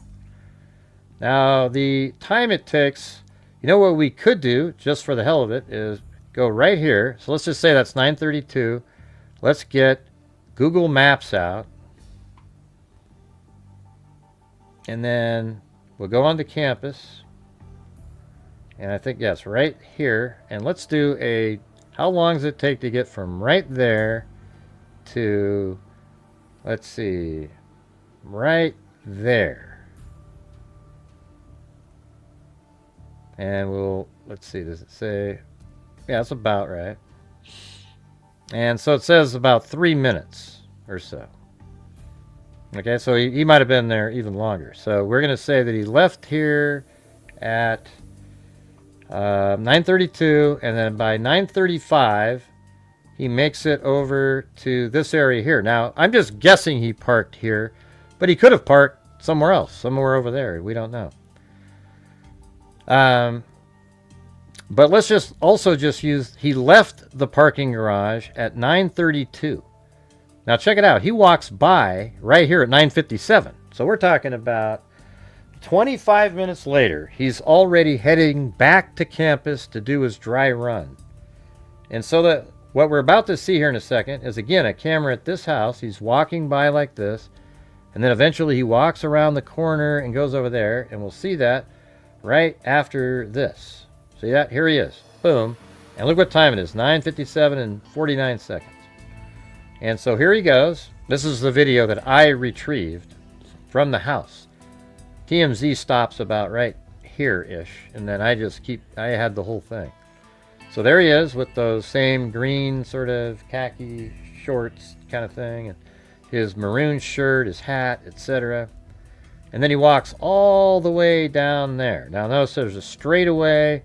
I cut it off when he makes it to here, but I do have him. You can still see pixels and stuff moving all the way around that corner. So see that house right there with the two different layers like that? So he walks that direction, and it takes about 10 minutes to get from here to kind of near where the TMZ original surveillance footage came from. So again, that was 9:57, and I just showed you a minute ago the shadow analysis. It shows you that it takes, it's about 10:08. And I walked it, took 10 minutes to do the walk. So again, you see that house right there. We're going to go up in the air on Google Earth, and you can see it right there. See that? It's right, I think it's, I'm not sure if it's that one. Let me just make sure. There's a straightaway. Yeah, so I think it's that house right there. Yeah. Well, that's the first one. So that must mean the second one is this one. So that's the one you can just see him walking at that point. And it's interesting because that's where that lady was being interviewed. But see that right there? That is right there. See that? Okay. So he makes it to about right there on the camera. So we do have coverage of surveillance to there. Then he walks down this way, comes around the corner here, and then makes his way out to 800 south. So from above, it looked like this. He walks all the way around like this, comes out to 800 south, walks this direction, turns left on 800 west, right there, and then he passes this house and this house. However, this house doesn't pick him up. We don't have any footage from that trip. I'm sure they have it, law enforcement. But we do have footage from this house on that trip, and that's when he walks by there at 10:08. All right, so after this, you know, you can just keep seeing him walking all the way down to there, and then we cut over to this, and here we go. This is when he's walking by here at around 10:08. Now at the end of this, you can see how he's a little bit away from the curb, and then watch how he gets closer to the curb right over there. See that? Right there. He's right next to the curb. Okay, and so after that, what he does is he walks across this grassy area here, and then across this plywood that they put over this little water area here. And then he just kind of walked over to here, down into the parking area, and then he goes this direction, and he goes right into the tunnel here. Okay, so now we're going to start right, we'll see that on the video here. So right after this, he does that whole thing through the parking lot that I just told you, and then right after that, boom, he's right here going into the tunnel, just as I explained to you. So here he goes into the tunnel, and that's at 9, it looked like it was 10:09 and 37 seconds. And then at the other end of the tunnel, here he comes. Now, if you're wondering, I do actually have that spot. So if I go back to here, the one camera was at that end. I can go to the start of that, and you'll see it.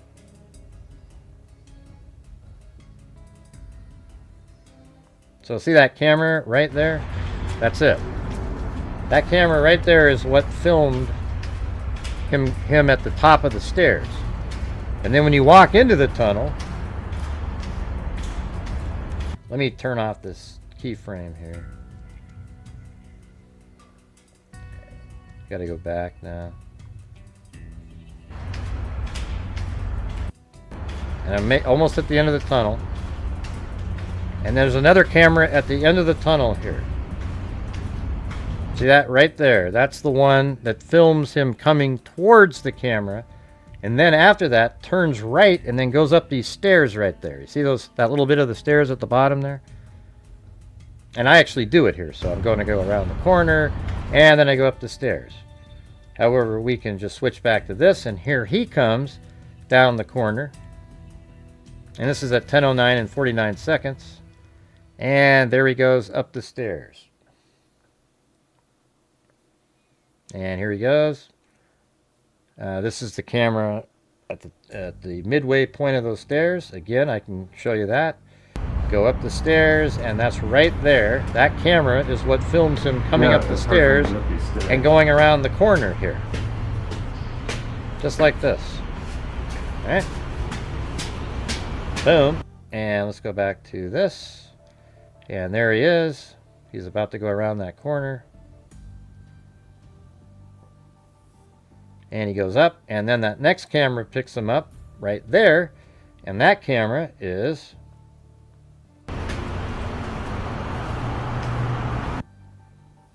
right there.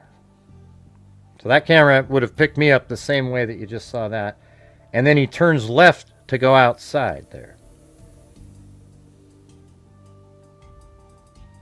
See that? Is this all making sense to everybody?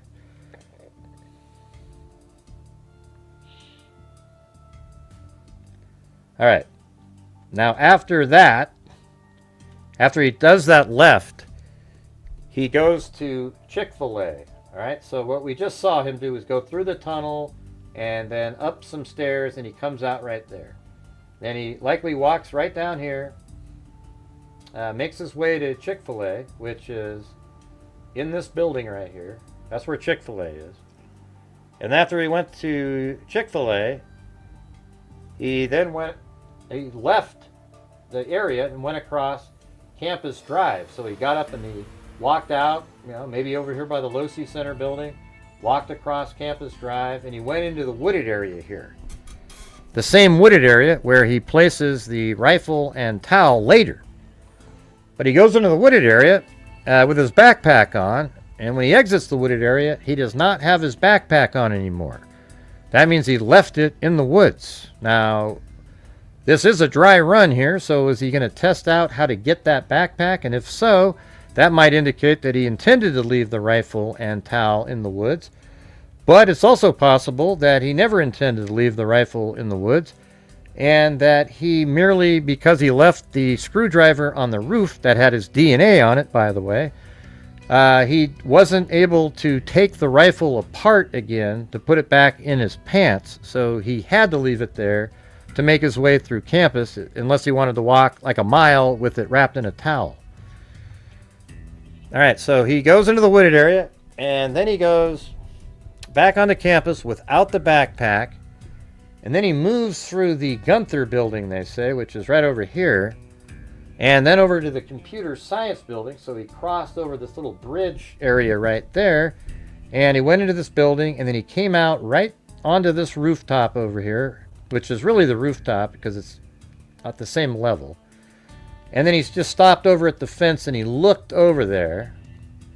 And then after that, he took the steps, and then he left campus just before 11 o'clock. Okay? Now, this is where it gets, pretty damn interesting here. I mean, it's crazy. So, what did he do at that point? Did he then go over and get his backpack out of the wooded area by coming in from back over here as a test? Or did he just kind of, exit campus and they couldn't see him on video and he went over and got the backpack? Either way, it's right around like 11. I would say he would have got the backpack and maybe made it back to his car by, 11:10, something like that. Well, check it out. He got into his car. Maybe it's just parked somewhere around in here. And then he parks the Dodge Challenger right there. And we're going to go look at that. And it's in this video right here. Let me get to the right spot. Right here. And see, this vehicle right here is parked there at... And let's get the time.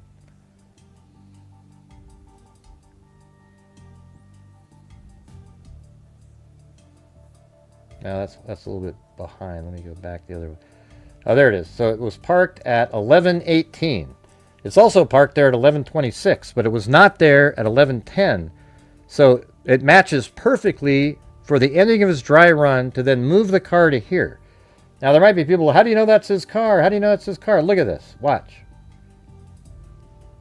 I have a 3D model of a 2013 Dodge Challenger that I brought in. I rendered it out in a PNG file, or actually just a file, and then I subtracted out the color of the background, and I have the shadow and the car at the exact same time frame. So look at, even the shadow works perfectly. And then, but look at the top of the car, the molding here. Look at this. Boom. I mean, that is exactly what the top of this car has. That's the exact color of Tyler Robinson's vehicle. And because it's parked there, look where how it's associated with exactly everywhere he'd gone. Earlier in the day, he drove this way. He walked from that way. So at 8 in the morning, 8:22, he's driving this way, and then at 9:57, he's walking this way. Well, guess what? On the same street, right up here, parked at 11:18 and 11:26, is a Dodge Challenger. Is there anybody in here that doesn't think that that's his car?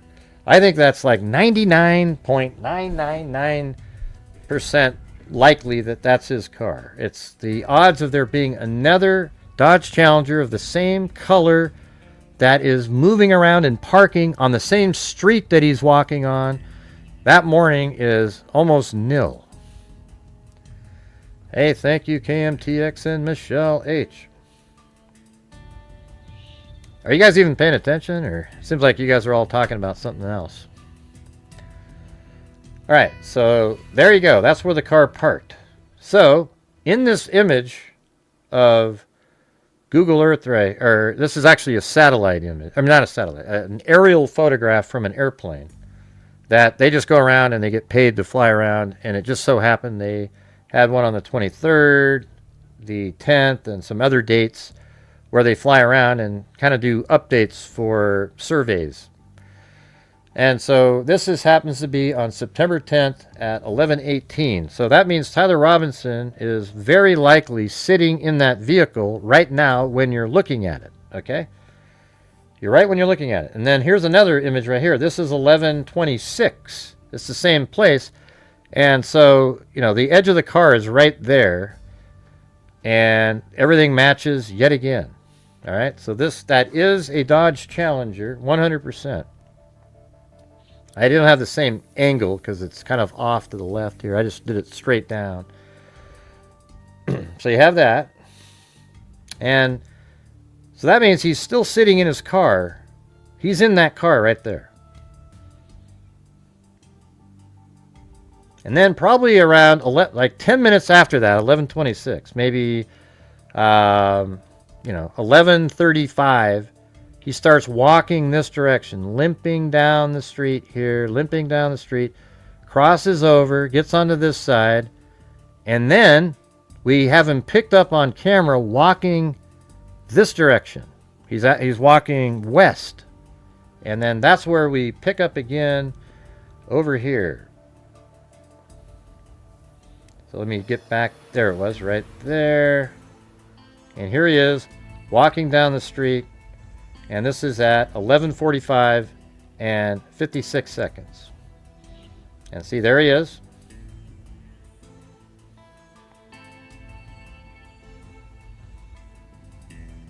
Thank you, Tracy Von Brott and Allie K. I wish I had 8,000 people watching. You'd have way more educated people on the case. Instead, they just keep watching the same dipshits over and over again. Hey, everybody, I think Twiggs did it, man. I think he was part of... Okay. That's great, man. That's great. That's great. How about you know what happened in the case? You know, that's the difference.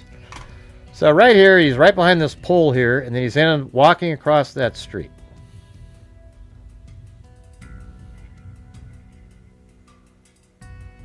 All right, right there. And then I'm going to go, I'll just show you this. I could go back to right where he is. I'll show you. Hold on a second.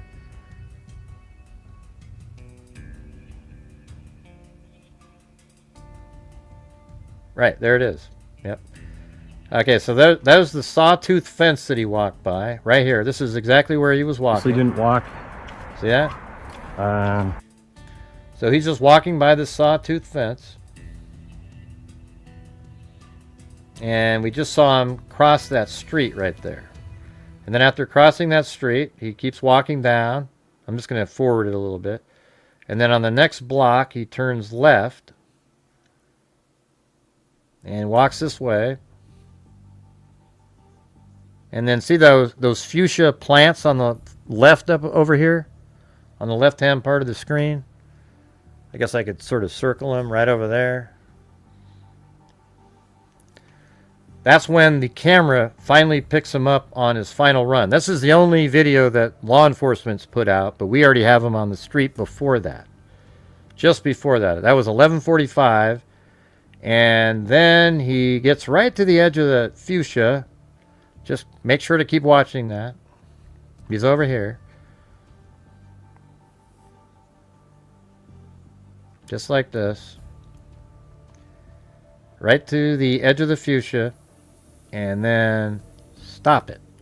Then we're going to move back to this. So right after he walks, that's not him over there. He's on the other side of the street walking. But look at there's another kid with a backpack. Oh my God, it's a lookalike. So here he is. There's the fuchsia plant over there. You see that? There he is. Boom. Can I get a boom chakalaka? See, if you're watching this, you'll see every single thing. And then here he goes walking across the street, limping just like we see him in the other videos. Look at that. He's walking, he's walking, he's walking. And then he walks by this camera. Now let's rewind it a little bit and give you the time. This is at 11:49 and 34 seconds. He was 11:45 when he was around the corner at the sawtooth fence. And so, again, we'll just move it forward. Here he is, walking. And he goes in front of this one. Then he makes it in front of another camera. This one right here. All right? And so we'll go back to my video here. We'll speed it up a little bit. You know, I didn't walk right on the side over there. But right when he passes this bush right here, that's kind of when that camera that's above the garage picks him up. All right, so it's right there. There's a mailbox, this little area, and that's exactly what this is right over here, those plants. And you know, it's really interesting too is see this little square, and then like that's inside of a square, but it doesn't go across. You can see all those things still on the ground. It's pretty wild. You know, these little squares that are right here. It's like, here's that one right there. See that? That's the one right there. I mean, it's crazy. So then right as he gets to the other side here, he cuts across the grass right here. Okay, and then we'll go back to this, and here he goes. So you just saw that right there on the ground. And then here he goes. Now, again, as I've repeated myself many times lately, this is a moment where he almost changed his mind. Not for Charlie Kirk, but just that he didn't want his life destroyed. He didn't want to get caught. So watch him right here. He goes, I don't know, shit. Screw it, I'm going to do it. And that's when history was changed. And then from there, he walks onto campus. Now let me turn this damn thing off. Are you guys getting something out of this? Because this is exactly what people should know. And if you don't know it, then you don't know it, and you're just going to be ignorant in the case. So he walks right there. Look where he's going. Boom. Now I'm going to go back to this. I'm going to be doing the same thing he just did. And watch what I'm doing here. I'm going to walk. Wow, I just did the thing where I turned around too, just for the hell of it. and then right here is the bridge that he walks over. And from above, it looks like this. There's that little bridge right there. He's going to walk right across and then cut down right through there. You'll see it. Here I go. I can turn and look wherever the hell I want here.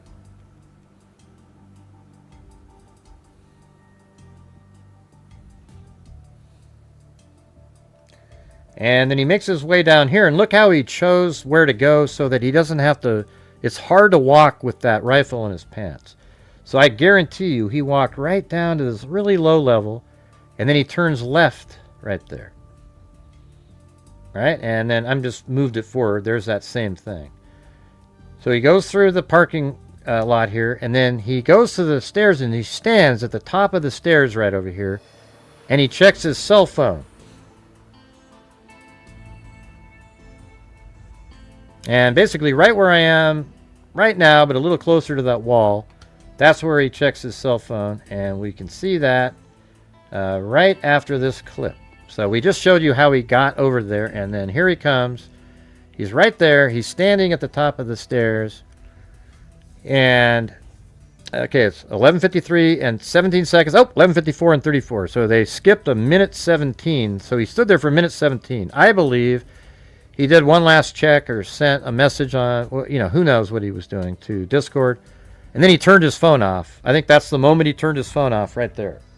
Just as he's about to enter the, you know, the campus, you know, area. And then here he comes down the walkway again. So again, I'll show you. Go right into the tunnel like this.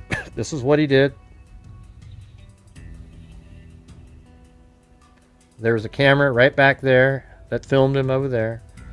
And then at this end of the tunnel, there's another camera right there. And then you'll see him on here come around the corner. This is his final run. And then go up the stairs. And then he's filmed on this camera going up the stairs. And he's still filmed on that camera as he gets to this landing. And then he goes around and he's still filmed on the camera until he gets to right here. And then it switches over to that camera right there as he exits out there. Okay? So we're going to just show that now. So here he goes, coming around. He's going to go up these stairs. I'll try to make it bigger for you guys. I'm not sure what happened. Hold on one second. We just skipped ahead there. No, that was right. Yeah, like he's just looking around over here. I always think that there's other moments where he almost changed his mind. And there he is right there. Then he goes up those stairs. Like I said, the camera that was mounted up there films him coming up the stairs. And look how he kind of puts his head down when he walks by people. And he knows that there's a camera there, so his head's lower. Look at that right there. Really creepy. And then he goes around the corner here. And then remember, there's a camera up the other set of stairs behind him that's going to film him exit to the left. All right. So here he goes. And then there's the camera that I was just showing you a minute ago that's going to film him go out to the left. All right. So there you go. You see that. And then let's go up to up above. And what he does is he walks from that exit point right there. And he goes down this direction. Just like this. And then I think he heads up right there. Now I'll show you that portion. Because I think it's valuable to have the entire thing seen. All right, so I just came out of that exit right there. I'll go back a little bit. Might as well just do the whole thing. So here you go. So again, like pretend I'm Tyler Robinson. That camera films him go out right here. And then he's going to turn and go down this little side road right here. All right. And we're just going to have it continue to go down the side road. I'll just skip it forward a little bit here. Maybe just down the way a little bit. And right here. This is key. Notice how I think he went up this way on purpose. Because if he didn't do that, just that little path going off to the left, he has to go up a whole bunch more steps. And we've seen how difficult it is for him to go upstairs. It's really slow and, basically, it's difficult. So he would have had to go up even like these other 5 right there just to get to here. The only steps he has to go up are this little tiny thing here that you can basically lift yourself up. And then again, look how he's going up a ramp instead of staying down there where he'd have to walk up like 3 flights of steps over here. Look at all those. Boom, but you have to go up all those, and there's another huge set over there. He avoided all that. And he just has to go up these like 7 steps here, and now it's all just flat walking. And so he's going to walk. That's the Losi Center building. There's the atrium at the top of it. See it up there? And he's going to be walking like this.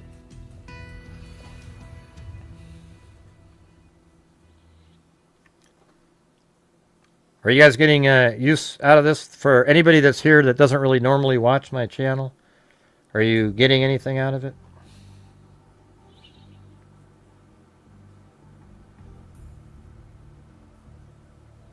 And then what I'm going to do is I'm going to cut over to the animation that I made. That'll show you exactly what he did after this. It matches the surveillance footage perfectly. As a matter of fact, I'll show the surveillance, and I'll show you what I made a month ago before the surveillance ever came out. How about that? So it's right here, and this is the side of the Losi Center building, and in just a moment, a camera would pick him up. And so the camera is, I'll show you where it is. The camera is right there. Right up here is the camera on that filmed him walking into the area. All right. And I think this one has, let me go back to this. That's me walking. And so that's this. It immediately goes over to here. I just showed you how he got there. That camera was filming this. Now watch. See him? That's him walking right there. He's blurry. All right, you see how that looks? That's him, and then somebody catches up to him because he's so slow. I mean, he is just walking like, you know, it's just, he's walking about half of the normal speed. All right, now I made an animation a while back using the exact same, I had a 360-degree shot using a drone up there, and I'll show you that. Hold on. Right, coming up here, coming up. This is part of a video that I made. Now watch how similar this looks. I mean, look how crazy that is. That's crazy, right? So here he is walking. See that? I knew exactly what they were going to have on their The footage. documents state that at approximately 12:02 hours, Robin... I knew exactly what they would have. So see this? This is 12:02, etc. He obviously in real life is limping. You know, I just made a character with a backpack and like a hat on, and look, he's just walking there, and he goes all the way around like this, and then he goes into the building, and then now we switch over to like you know, me with a 360-degree camera inside the building. Now there's about 10 minutes or so that are missing, and I think I know what he was doing. But let's get back to the actual, let's see, so premiere, and then it was number 46. So this is their footage, and they kind of cut it off when he's right over here. But look how similar that looks to what I had. Mine's just clearer and easier to watch. See that? That's him right there. This guy. Look how fast that person just walking normally is blowing by him. So there he is. And they cut it off pretty close to here. All right. So then what we're going to do is we'll look at my, we'll do my 360-degree video here. So I walked across the grass when I was there because I didn't know how he did it. So we're just going to make our way all the way over to the entrance here. It was from one of the documents that said he stayed on the path, so I made that animation. So he comes in here. Now, I think what he did was he went over to the right and he watched for Charlie Kirk to make his way onto the stage, because you can do it from right over there. So I think he walked over there around the corner. Let me show you what that looks like. It's pretty interesting.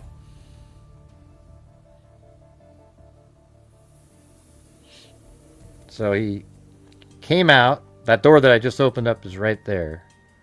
So I think he went around the corner, and I think he just walked onto the grass right over here, and he's about right here. And he can see right through that little gap, which is crazy. Watch what I do when I zoom in on it. Watch this. See that? You can see the tent. And the thing is Charlie Kirk, when he sits down, he doesn't move again, right? So you're going to wait for, there's no chance of a mistrial, Stacy. Just keep that garbage out of here. He's going to wait for Charlie to sit down, okay? And then as soon as he sits down, that's when he's going to start, he's going to get into motion. Because if he doesn't know that Charlie's seated, he doesn't know, like, how long is he going to be waiting up there? How long is he going to be, it's just, once he's seated, though, you know exactly what to do. Once the rifle's put together, you go over there, he's still seated, you shot him. I don't care if you're from Utah. That means there's dumb people in Utah too, Stacy. All right, so here we go right here. After about, let's say it was about 12:13, he started walking over, and then he goes up to the top of the stairs, because that's about when Charlie Kirk started talking, was about 12:13 or so. Then he goes up the stairs, and that's at 12:15. He makes his way right over to this little corner here. And then at 12:17, he steps over the wall and kind of crouches down over there. And he puts together the rifle that he had in his pants. All right, so let's go back to, this program, and you can actually see it in here. If you scrub it quickly, you can see it. See him over there? See that? He walks over, but he actually goes to the end. In my animation, I have him go kind of close to the corner here. But there he is right there. And then eventually, if I play it, he crawls over. See that? He crawls over the wall. And then they have a different version here. And this is later when at 12:22, where he gets up, and actually it's 12:22 and 15 seconds, which is interesting because at 12:23 and 28 seconds, that's when Charlie Kirk is shot. So Charlie Kirk is shot 1 minute and 18 seconds after this shot right here, when he's still running over here. So let's go back to my animation, which is number 20 here. And we're going to move it. It takes a second to kick in here. It's got to communicate out there. All right, here we go. And see, I have that whole thing too. Watch this.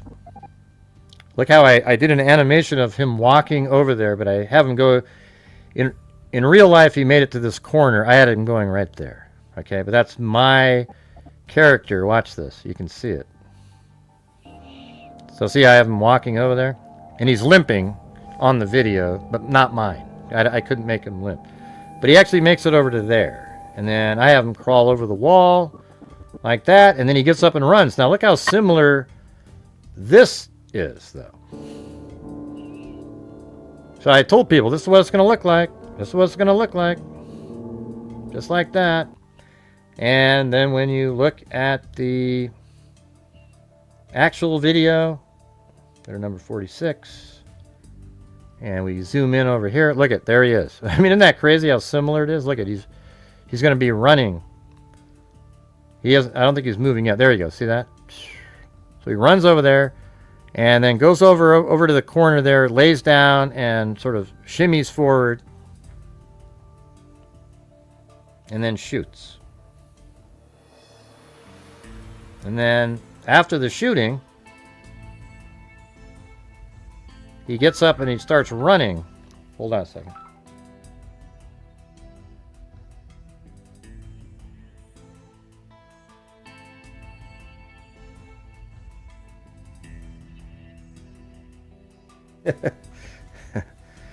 All right.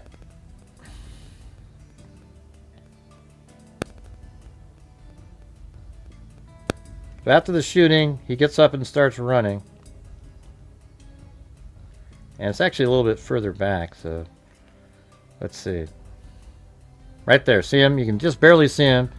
And then you can see him through the window right there. See that? And then he makes his way over to the corner here.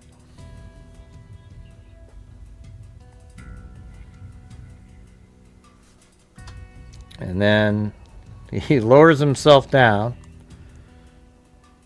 And then I have it marked up there where I filmed it. So you'll see, not on that one, but there's marks up there that show, where he touched and lowered himself down. And then here he is again, running across. His glasses fell off when he hit the ground. He picked them up with his left hand and put them on his head. And right there, he's swinging the rifle with his leg as he walks to try to hide it from people as if it's part of his leg, because he's having a hard time covering it. And then he must have, I bet he probably brought it over to his right side there. And then here he is at the edge of the street. And then there's another image that they just put out. Now here, this one is way blurrier. But you can kind of see it. Like he's right over here. Now let's play it kind of quick, because you can see it better if you play it fast. Oh, they zoomed in again. Okay.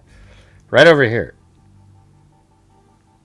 See him over there? He's right there, this little mark.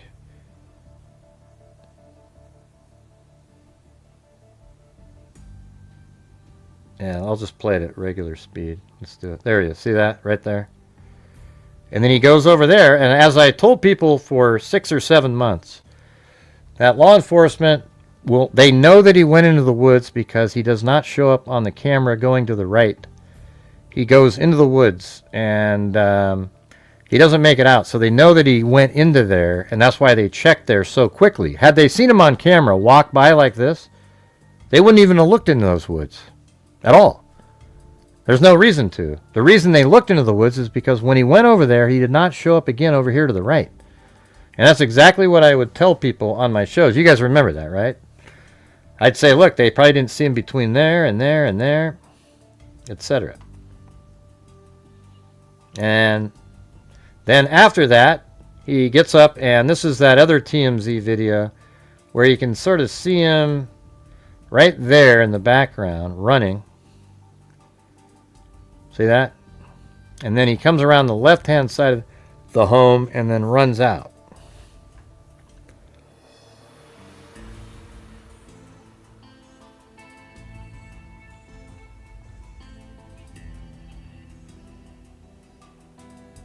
And it takes them too long to do this right here. But you do see him come around the corner here. In some shots, it looks like he has shorts on, and in some of the other frames, it looks like he has pants. You know, I feel like he's wearing shorts, but then it seems like he's wearing pants when he's all over the place out there. You know, he's at Dairy Queen and when he's at the gas station. So I don't know. I'm not really sure. Just look at this right there. Oh, that looks like pants, right? Doesn't that look like dark pants on right there? But then right there, oh my God, it's a bare leg with a shoe. And then it just gets crazy. Right there, it looks like shorts. Looks like shorts, and then it looks like pants there. I mean, look at that. Dark, dark, dark. And then light, light, light, light, light, light, light, light, light. It never gets dark again. Even through there. Doesn't that look like the dark top, green shorts, and legs? I mean, it's crazy. So, I don't know, man. I don't know what the deal is there. That's one of the things I can't figure out which one he's got. Then, what he does, let me go up in the air here for you guys. So what we just saw was that he ran across here, across the street, and he went into the wooded area over here. And that's where he put the rifle and he put the towel. And that's where he changed. He probably took off the shirt that he was wearing, and underneath was the maroon shirt. And then after that, he somehow made it. So he either like went up here and cut across, but he made it over here by the ROTC building because it appears he went down this little path right here that I've been on. I made it to right there. And he walked like this, and then he sort of, there was a time frame where he should have been out, but he wasn't. So law enforcement did check this bushy area here. Then he came out like this and heads out this way. Now, since he did park up there, we think, I mean, he could have gone this way and around, or he could have went back down the same street that he was on. It does make some sense that he could have gone up here, turned right, and went this way. But, maybe he went this way, but he made it back to his vehicle over here by, I'd say, 11:40. And then he throws his backpack in there, and he gets in his car at 11:40. And lo and behold, he makes his way over to the shopping mall over here, where Google Maps said he'd get there at 12. I mean, if I said 11:40, I meant 12:40. So he'd make his way over here by 12:45, it said on Google Maps, but he shows up on camera at 12:44 and 50 seconds. Right? And then about 2 minutes later, he searches for a Quick Quack, and then he drives over to the Quick Quack, and he gets over there at 12:57 right there. But it's interesting because when he's over here at this store, he's on camera sitting there, as I showed earlier. And in fact, I can show it to you right there. There it is. There is his Dodge Challenger pulling forward. Look what time it is. It is 12:44 and 51 seconds. He parks the car right there. And then, watch, I'll move it forward until he's just about to leave. Okay, so he takes off just now. And look what time it is. 12:46 and 31 seconds.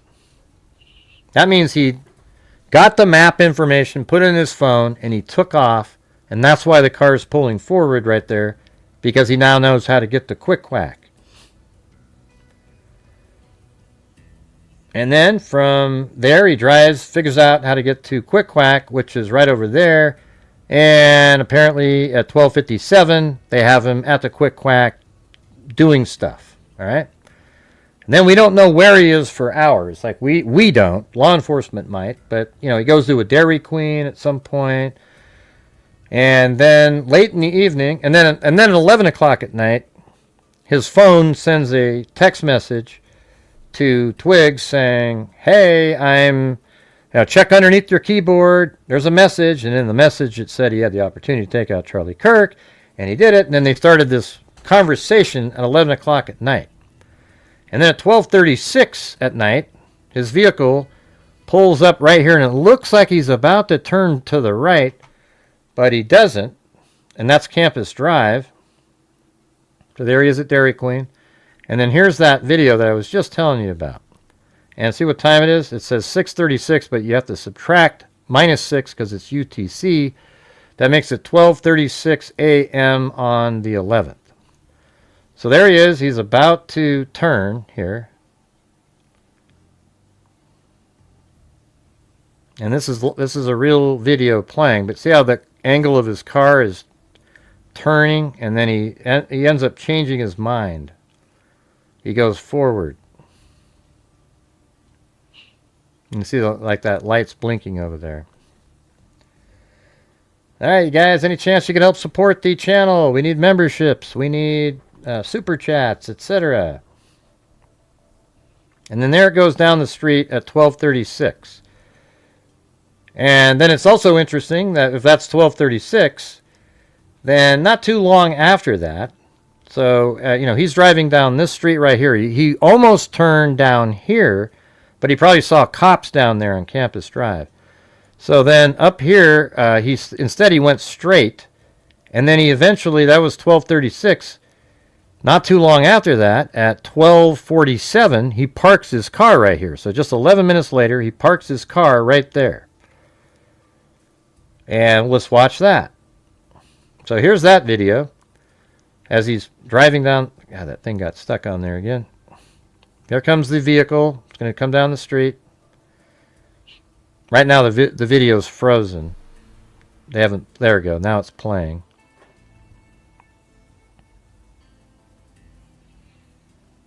Hey, Stacy, you're embarrassing yourself. Can you go somewhere else, please? Thank you. And then the car pulls over right here. Now watch this. The front door, the passenger door opens, and that's his Dodge Challenger again. Look out, you can see him. There's movement there. Now it's really pixelated, dark, and you're filming something, so you can't make him out. But watch right here on that window that's open. Just keep watching that. Oh, see that? He walked in front of it. All right. Now a few minutes, not a few minutes later, but later, he walks back. You just saw him right there, and he goes back to the car, and then he sits in the car, and then once he gets to his car, he searches how to get back home at some point. So at 1:33, he searches, how do I get back to St. George, his home? And then at 1:35, he takes off. And he's on camera, okay, doing that. So the interesting part about the fact that he walked that way is this. So here is where he parked. He gets out of the car, and he walks. Let me try to get that working. Yeah, he's parked right there, and he walks this direction. Well, guess what that is? If you walk right down this fence line here, it takes you right to where his rifle and towel were. So he tried to do it. He walked over here, and he could see there's somebody down there, and he didn't do it. All right? So that's it right there. Isn't that crazy, you guys? And then the next morning, he drove home. I do have that on here, too. And then he stops at a gas station. So, I mean, that same morning, he's driving home. At 1:35, he takes off. And he apparently stops somewhere to eat. And then here he is at the gas station. And that's his Dodge Challenger pulling up. And then he puts gas in it.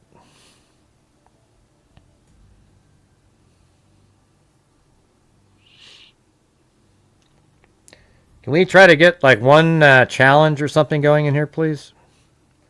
And we're just getting killed again.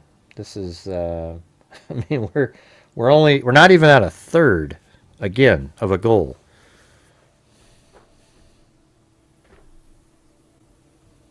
I've been on here for 2 hours and 20 minutes, and we're not even at a third. What's going on with that? Yeah, I don't know what else to tell you guys. What I just showed you is about as clear as you can get. Hey, Stacy. If your brain doesn't come around soon, I'm not going to allow you to keep typing, okay? I'm sorry.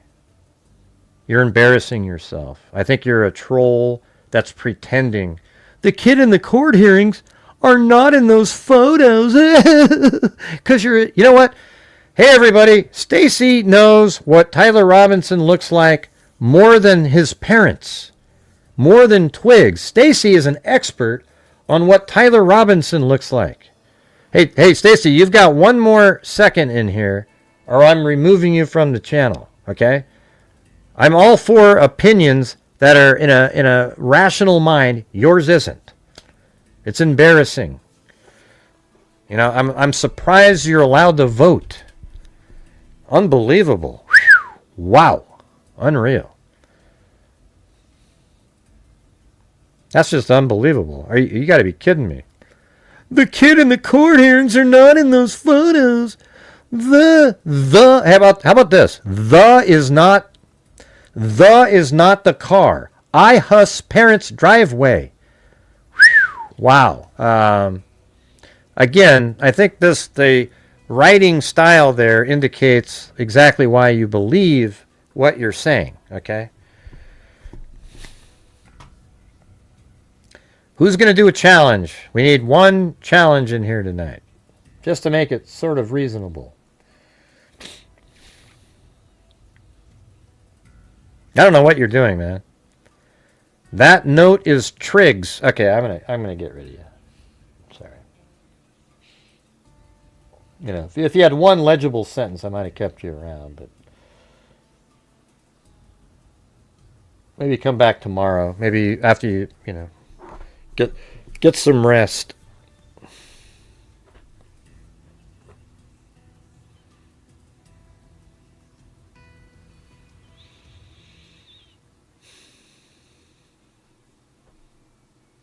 Thanks, Alley Cake. We got to get people joining Alley Cake's wave. So, for those of you who just watched that whole presentation, what do you think of that? I mean, I don't know if there's a better way. I'm the only person who could have just done what you just saw. I have 360-degree video. I have everything that you need to do it. I've been there. I know exactly what I'm looking at. I could go there and walk around right now and go everywhere. And so when you watch that, is there any doubt in your mind? You know? And look at this thing right here even. This is interesting. So on August 27th, which is 2 weeks before, that's when Turning Point posted on Facebook, hey, we're going to Orem. It says right there, Utah Valley University. So Tyler Robinson had all the way from 8:27 to 9:10 to get that planned out. Yeah, she I don't even know. She's just, it's nuts, right?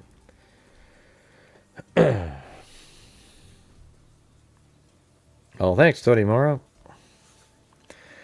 Anyways, man, I don't know, man. I don't know how to get your guys' support on here. I need to make it worth doing these shows and surviving as a channel, I need your guys' support on here. My channel relies on the people watching to support it. And when you do shows and nobody's bothering to help out the channel, it makes it really difficult because there is no ad revenue on here. I do not get the big crowds because I just put out the real, truthful information on the case. That's it. The sensationalistic people, the ones that entertain sensationalism, the ones that are sensationalistic, the ones that put out the conspiracy theories, they're the ones that seem to get all of the love and support. And it looks like not only do they get the ad revenue, they get the super chats, they get everything. And the rest of us, the hell with us. Okay? So I need your guys' support. Pretend I'm way more interesting because I think I am, but maybe you don't.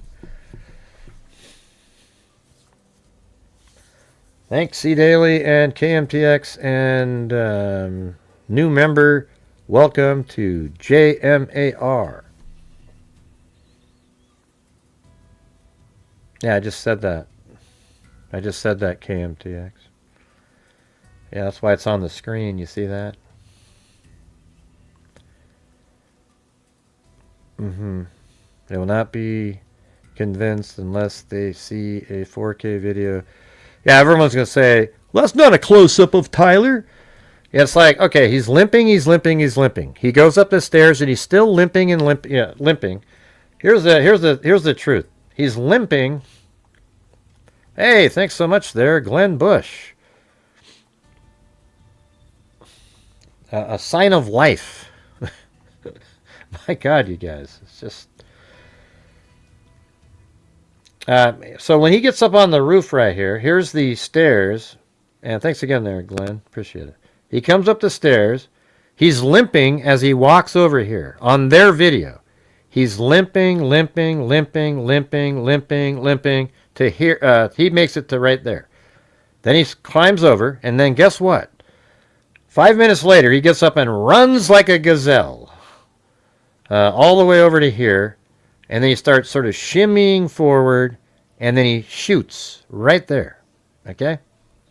And by the way, this tent is exactly where Charlie Kirk's tent is. It's not some representation or anything like that. It's exactly where his tent is.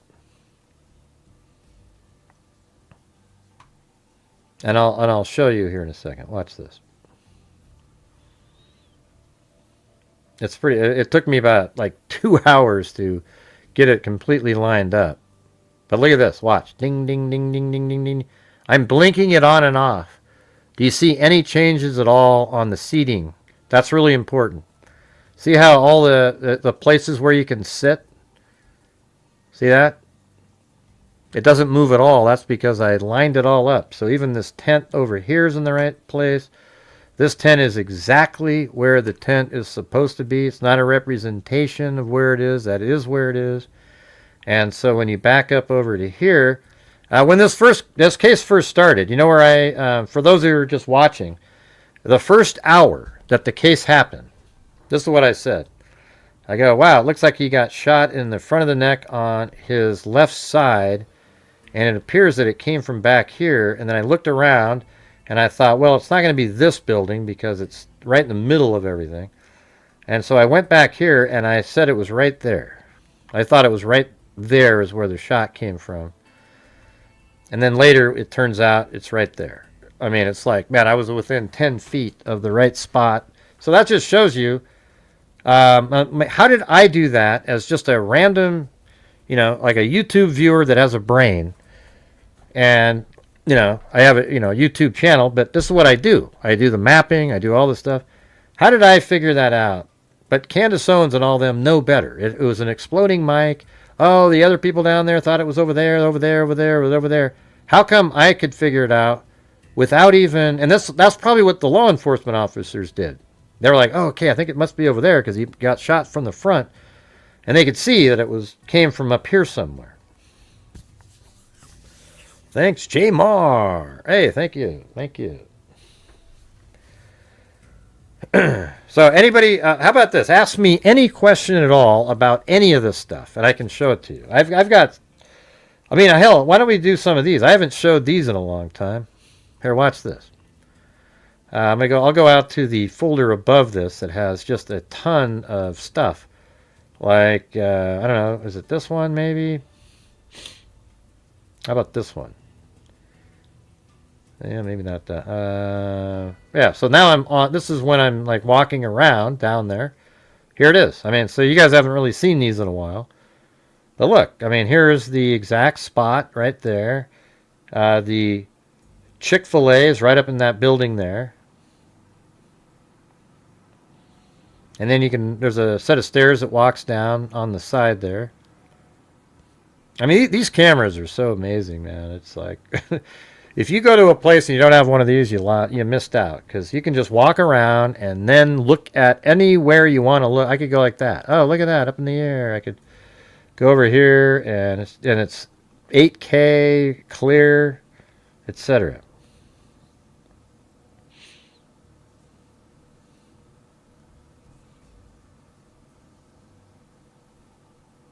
Yeah, so let's see. Do I go up above? Oh, that's right. I went down below, underneath the building here.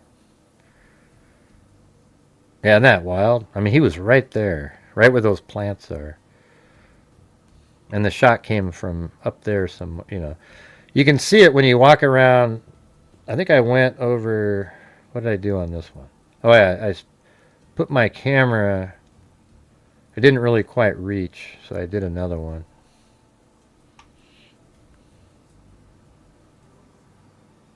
Let's see, 37. Are you guys interested in seeing these? Yeah, this one was cool. All right, so right at this point over here, I walked all the way over there, and then look at, I've laid the camera. See what I'm doing here? I put it way out. And then look at this. This is the exact angle of his shot. Look at that. Right up on that rooftop, right there is where Tyler Robinson was. I'm just way down below, but that's where it came in from. Just like that. That little sliver of space, it came down just like that.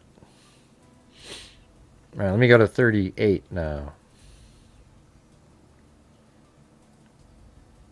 Now I'm up above, right down there. So this is where Bartholomew was, up in this area, when he filmed what happened. The famous Bartholomew video. Yep, I'm just kind of walking around up here.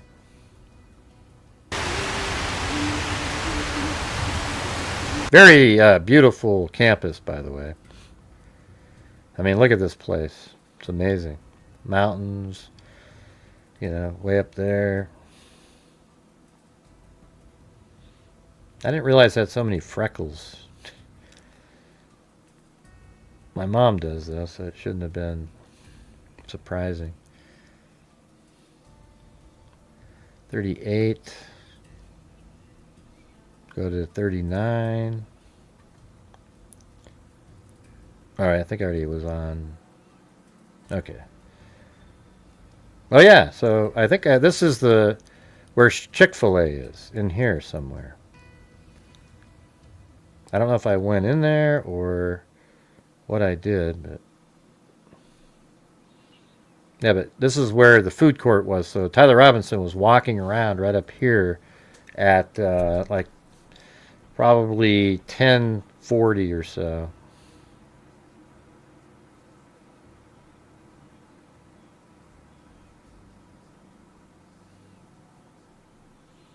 Yeah, and then shit, is that the Losi Center? Yeah, that's the Losi Center building. So the shot took place from right up there. See that up above there? Hey, welcome, Cameron.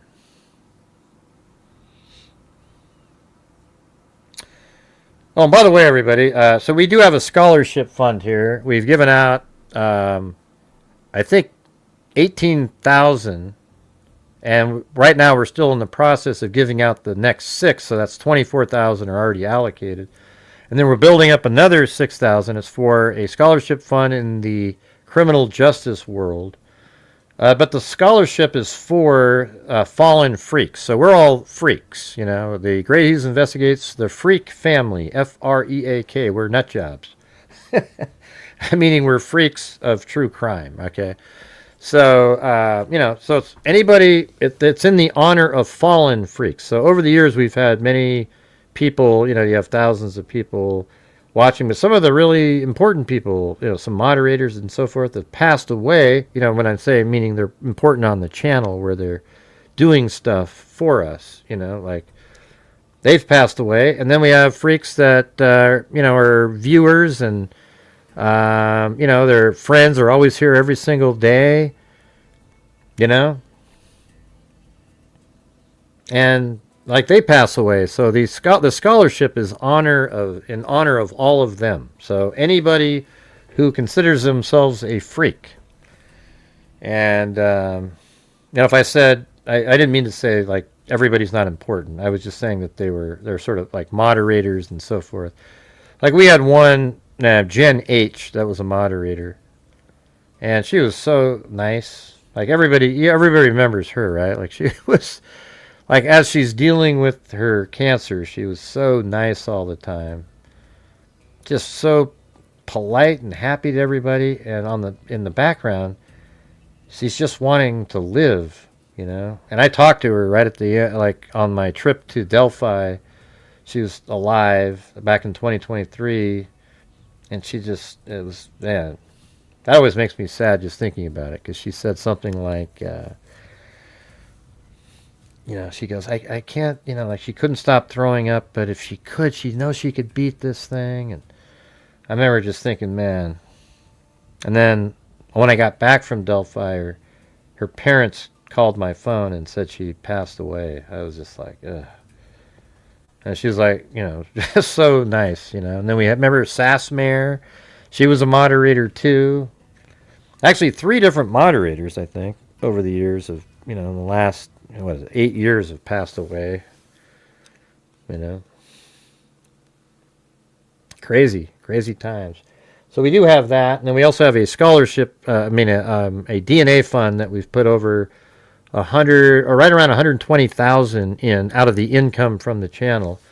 And it's for identifying Jane and John Does. We currently have a case where it's a torso case out of Indiana, where there was a torso with its head and arms and everything cut off, floating in the water back in like 1970 something. And we have that case, and it's finally being sent in for sequencing to then be uploaded to GEDmatch and hopefully find a match for him. But I actually, because of my mapping ability, and they had a cemetery and one photograph in the newspaper, I was able to locate in the cemetery approximately where the grave was, and then lo and behold, there it was, and there was no gravestone on it. So that's a cool story. All right, anyways, keep going here. So we do a lot of great things here. So when people are supporting the channel, that's the only way to do it. If you're not, and you know, like there's so many people watching, it seems like if everybody together would just do a little bit here, a little bit there, boom, we can do it. But it's those nights where there's just no support at all, it makes it almost impossible. Anyways, right there's the low, it doesn't make it, I always donate money no matter what. Okay, so it is what it is. So that's where the shot came from, and right up there. And made its way, it shot down there, and I think this is where Paramount Tactical, I think that's him right there. There he is. See that? And he just randomly came across these guys when we were walking around. Let's see what he was the first person to get questions. He was the first question by Charlie at the event. That's right. So that guy right there, he was the first one that took a question. It's pretty random. The last wow. Yeah, so let's see if I walk over here. Oh, I already did this one. Okay, so let me open up number 40.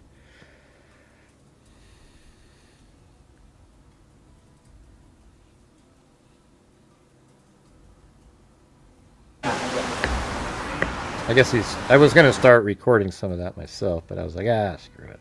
I don't need that. I might actually go out there again pretty soon. Here's another one. I'm just trying to weed through these. Nice face. Man, that was great. Jesus. Wow.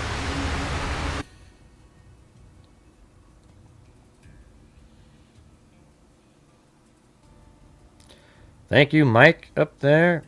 You work hard. Best wishes. Hey, thanks, man. And Myalea. One challenge, you guys, would be good. So look at this time. This time by the way, these are amazing for putting a kayak on top of your car. You have felt on that end and then rubber on this end, and it slides and goes, eek. And then this thing over here is cool because you can pull it out and it rolls along it.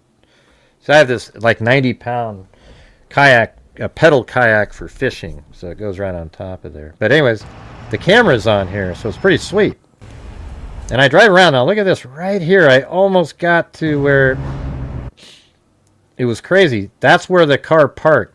See that little space right over here, I think? Let's see. Let me see if I can find that again up on the map. So if I go over here. So I did drive through that neighborhood over there. And let's see. So there's a street there, and it's right there. Let's see how close I got.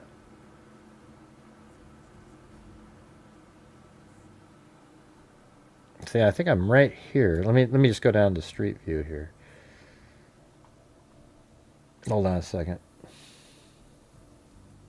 Go to right there. And I think that's it, right? Yeah. Oops, that's not what I was looking at. This one. Yeah, right there. So that's the spot right there that he parked after. So I made it almost to there. I'm just driving around these neighborhoods. I didn't know about that when I was there, but there you go, right there. And so that was number 42. And then what's 43? Oh, I went back over there again. Yeah. Yeah. No, it's just really pretty out there, though. I mean, so I think I did this again. Oh, that's right. This is the one I was putting my camera right where their camera was so that I could mimic the look. So see that? Like from there you can turn, look around, get the precise spots.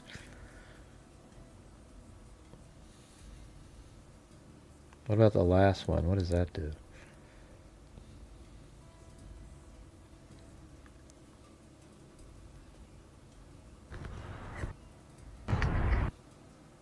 Oh, I think I put my camera up there again. Let's see.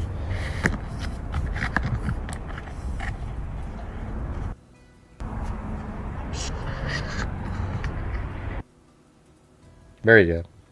So there's his handprint and shoe and the bag as he was coming down off the roof. Isn't that amazing? I was the one that found that a long time ago. But yeah, you guys, you know, if you guys could do one challenge or something in here, we could try to make... I might come back on later this evening at maybe like... I mean, it's going to be kind of late, but I'd say like 9:30 my time and just do this other random case. But if you guys can help support the channel on this one, that'd be great. But I might come on after the Blazer game. I just want to have one moment of relaxation watching the Blazers Summer League game. All right.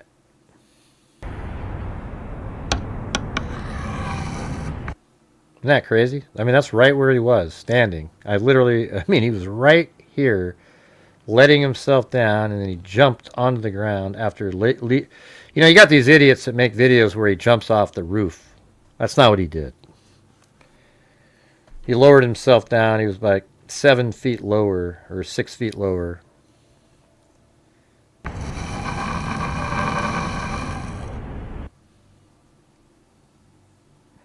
I think I was like trying to find something. I wonder about that spot right there. That's kind of interesting. Oh, that's not... He never made it there. He was further down. Yeah, he was over here. That might be associated with him. Let me see that. Whoa. What is that? Is that a shoe print? What is a Chuck Taylor? Let me see. Chuck Taylor shoe or sole print.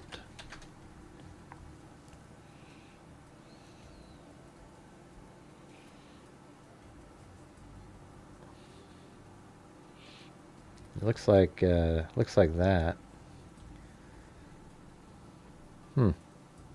It's weird, isn't it?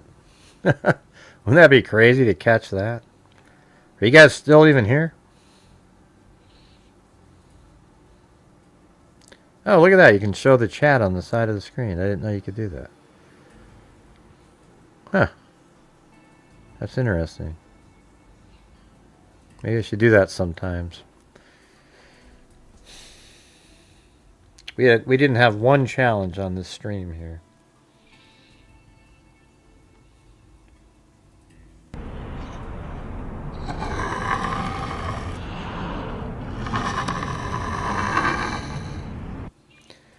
All right, I'm gonna try to find one that's earlier.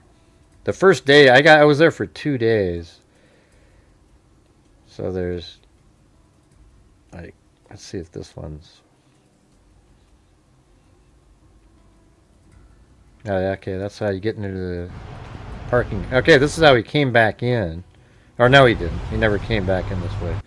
So he came in from way, the floor above, and then he walked down these steps. And then he walked back into the center area to get to his car.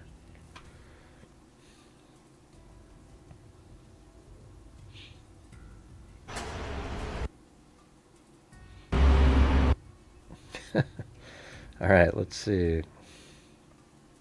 I mean, I've got so many videos. I just don't know which one. Let me try that one.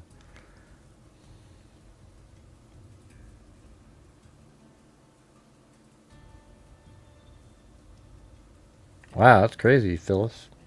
Oh, yeah. So this one might be interesting at some point. We should go over this one. What number is this? This is 17. This is the guy that gave me the video, okay? And he showed me there's this little back way. Maybe so this is where Tyler Robinson like came easement, sort of? After his dry run. Because apparently you can walk on here can walk through, right? as an easement. Yeah, they say no UVU access, but everybody uses it. So there's the parking lot for UVU. Oh, wow. That's great. Yeah, this is the house that is, you'll see this if you drive past that down, this house. This is the old president's house. Ah. Mm-hmm. So Yeah. we don't have to walk Yeah. past it. You can see, Thank you, Phyllis walk down Watson. here, turn the hill, and they're on UVU campus. Okay. Or jump over that hill. And that's a further up parking lot than the one What's that the he challenge? ran Oh, through whoa. Hey, we got Marty. Marty's Bar and Grill has a... if you guys out there, if 4 more of you gift one coffee, one $5 super chat, or one gifted membership, Marty will match. He'll do 10 to help support the channel on the Buy Me a Coffee app. So we just need 4 more of you to donate $5, which is 2 Snickers bars, And then I can go watch the Blazers, and then I can come back later. I was going to maybe come back on at my time, like 9:30 or so, maybe go over this other case for a little bit. That's probably where, in my guess, he went first. Any chance you guys could do that for me so I could Because go that do way that? He wouldn't pass any neighbors. He'd just go over there. He said I could play this. This is a cool camera. It's 360. Oh, is it really? Please? Yeah, it's 8K too, so you can wow. put it in there and look wherever you want to look. That's pretty cool. I don't know if you want to ever be on camera, but I'll kind of keep it away from your face. Oh, I don't care. See, he said he didn't care. I asked him. Hey, thanks so much there, Eagle, Stars and Stripes. Oh, and then we got Cameron. We just need one more. Oh, he was on the sidewalk. Very cool. We just need one more. Who's going to do it? Who's going to do it? See, that's the house under construction right there. One right at the end. Yeah, one at the end. Is that the one that has the driveway down? Does it go all the way to the street? I can still see my camera from here. Oh. Yeah. It's about as far as I got. Okay, yep, so that's about right. That's about right, yeah. But he keeps going. And there's probably other people that have cameras. They're on here, wouldn't you think? One more, you guys. We just need one more. Which a lot of them are built to make it so I don't have to keep trying to get it. And they're also motion activated. They are. Interesting. I think 5 days you might pick up something. And also, that's why I should go check that video, but I never have. He needs to look for like at 11. You have a whole day every minute, right? Yeah, let's just walk. Come on, you guys. Can't we get the last one so that the challenge is met? Should be pretty easy. See, there's the basketball hoop I was telling you about. I've seen it. See, that wasn't there in 2019. Construction guys. This is another neighbor.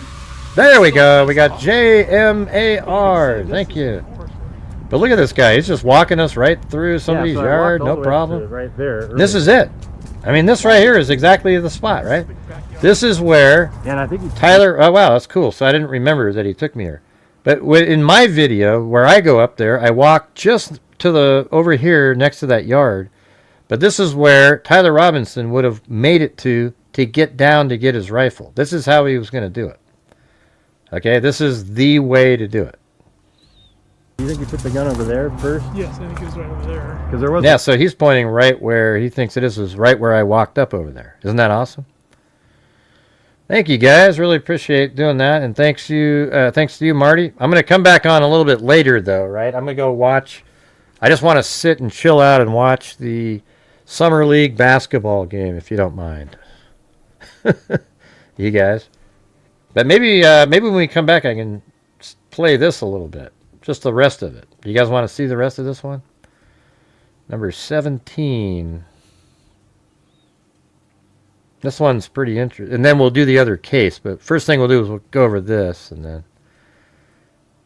Alright, it takes up so much memory. These files are like 300 gigabytes, some of them. I mean, it's ridiculous. Or, yeah, let's see. Hold on, let me open up one of them. Hold on a second. Not 300. 18 gigabytes. I mean, that's absolutely massive, you know. Huge file. All right. Well, thank you guys. Really appreciate it. I've been trying to, you know. I hope you guys get something out of my coverage of the Charlie Kirk case. I know it so well, you know. I know all the different things that, you know, with the gun, the bullet evidence that, you know, that it was too damaged, the bullet, to make a 100% positive identification, but there was definitely some striation marks that did match, so they couldn't conclusively rule out the bullet, nor could they say this is the bullet. You know, the DNA evidence we you know, this channel is really into and up on how DNA works, etc. in cases. And so it's just like every single element, we have it nailed. Yeah, but it's weird though, Ashlyn. It doesn't work. It doesn't pay off in terms of like, I mean, I think I have the best viewers for sure. But, you know, to get... It's good to have as many people as possible so that other people can go, oh, crap. Wow. So I was lied to? Yeah.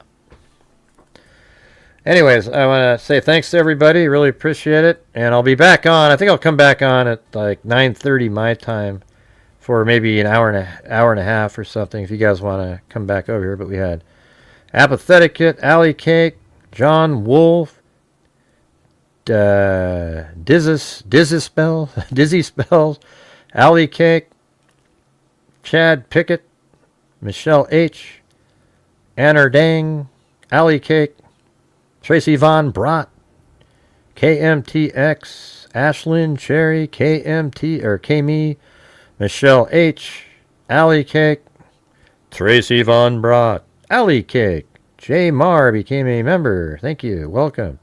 KME, then we had C. Daly, then we had Glenn Bush with 5 gifted memberships, very kind there, and then J. Mar with a super chat, thank you so much for that one. Then we have Cameron, a new member, then we have Mike, said keep up the good work, and Myalea gifted a membership. Mike, you work hard. Best wishes. Well, thank you. Yeah. I wish I got some luck out there. It's crazy. And then we have Myalea and Phyllis Watson. And then Eagle, Stars and Stripes, Cameron, J Mar, and Myalea as you guys reach that challenge there. And then we've got some coffees from Marty's Bar and Grill. Yeah.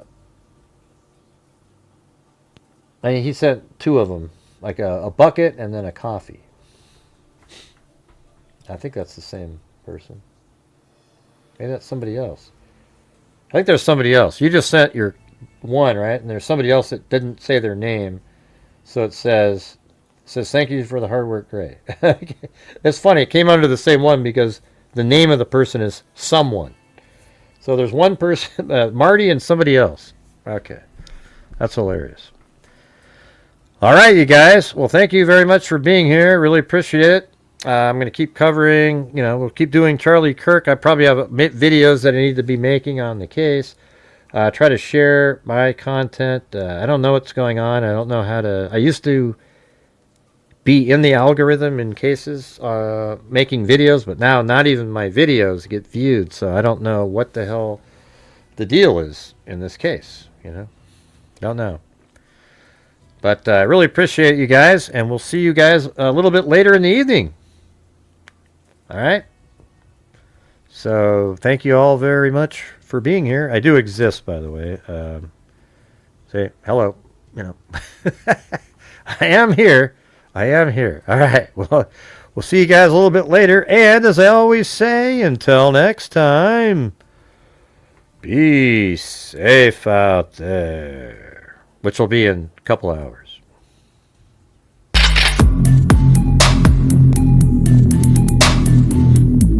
Where are you going, Gray? Well, I'm going to go watch the game. All right. Okay, cool. Have fun.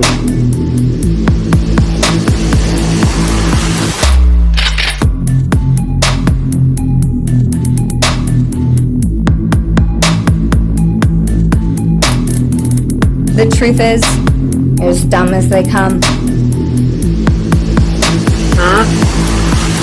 There's mosquitoes the size of bald eagles in that dadgum swamp. Evil can never be dead enough. And some of you make shit up. Candace Owens.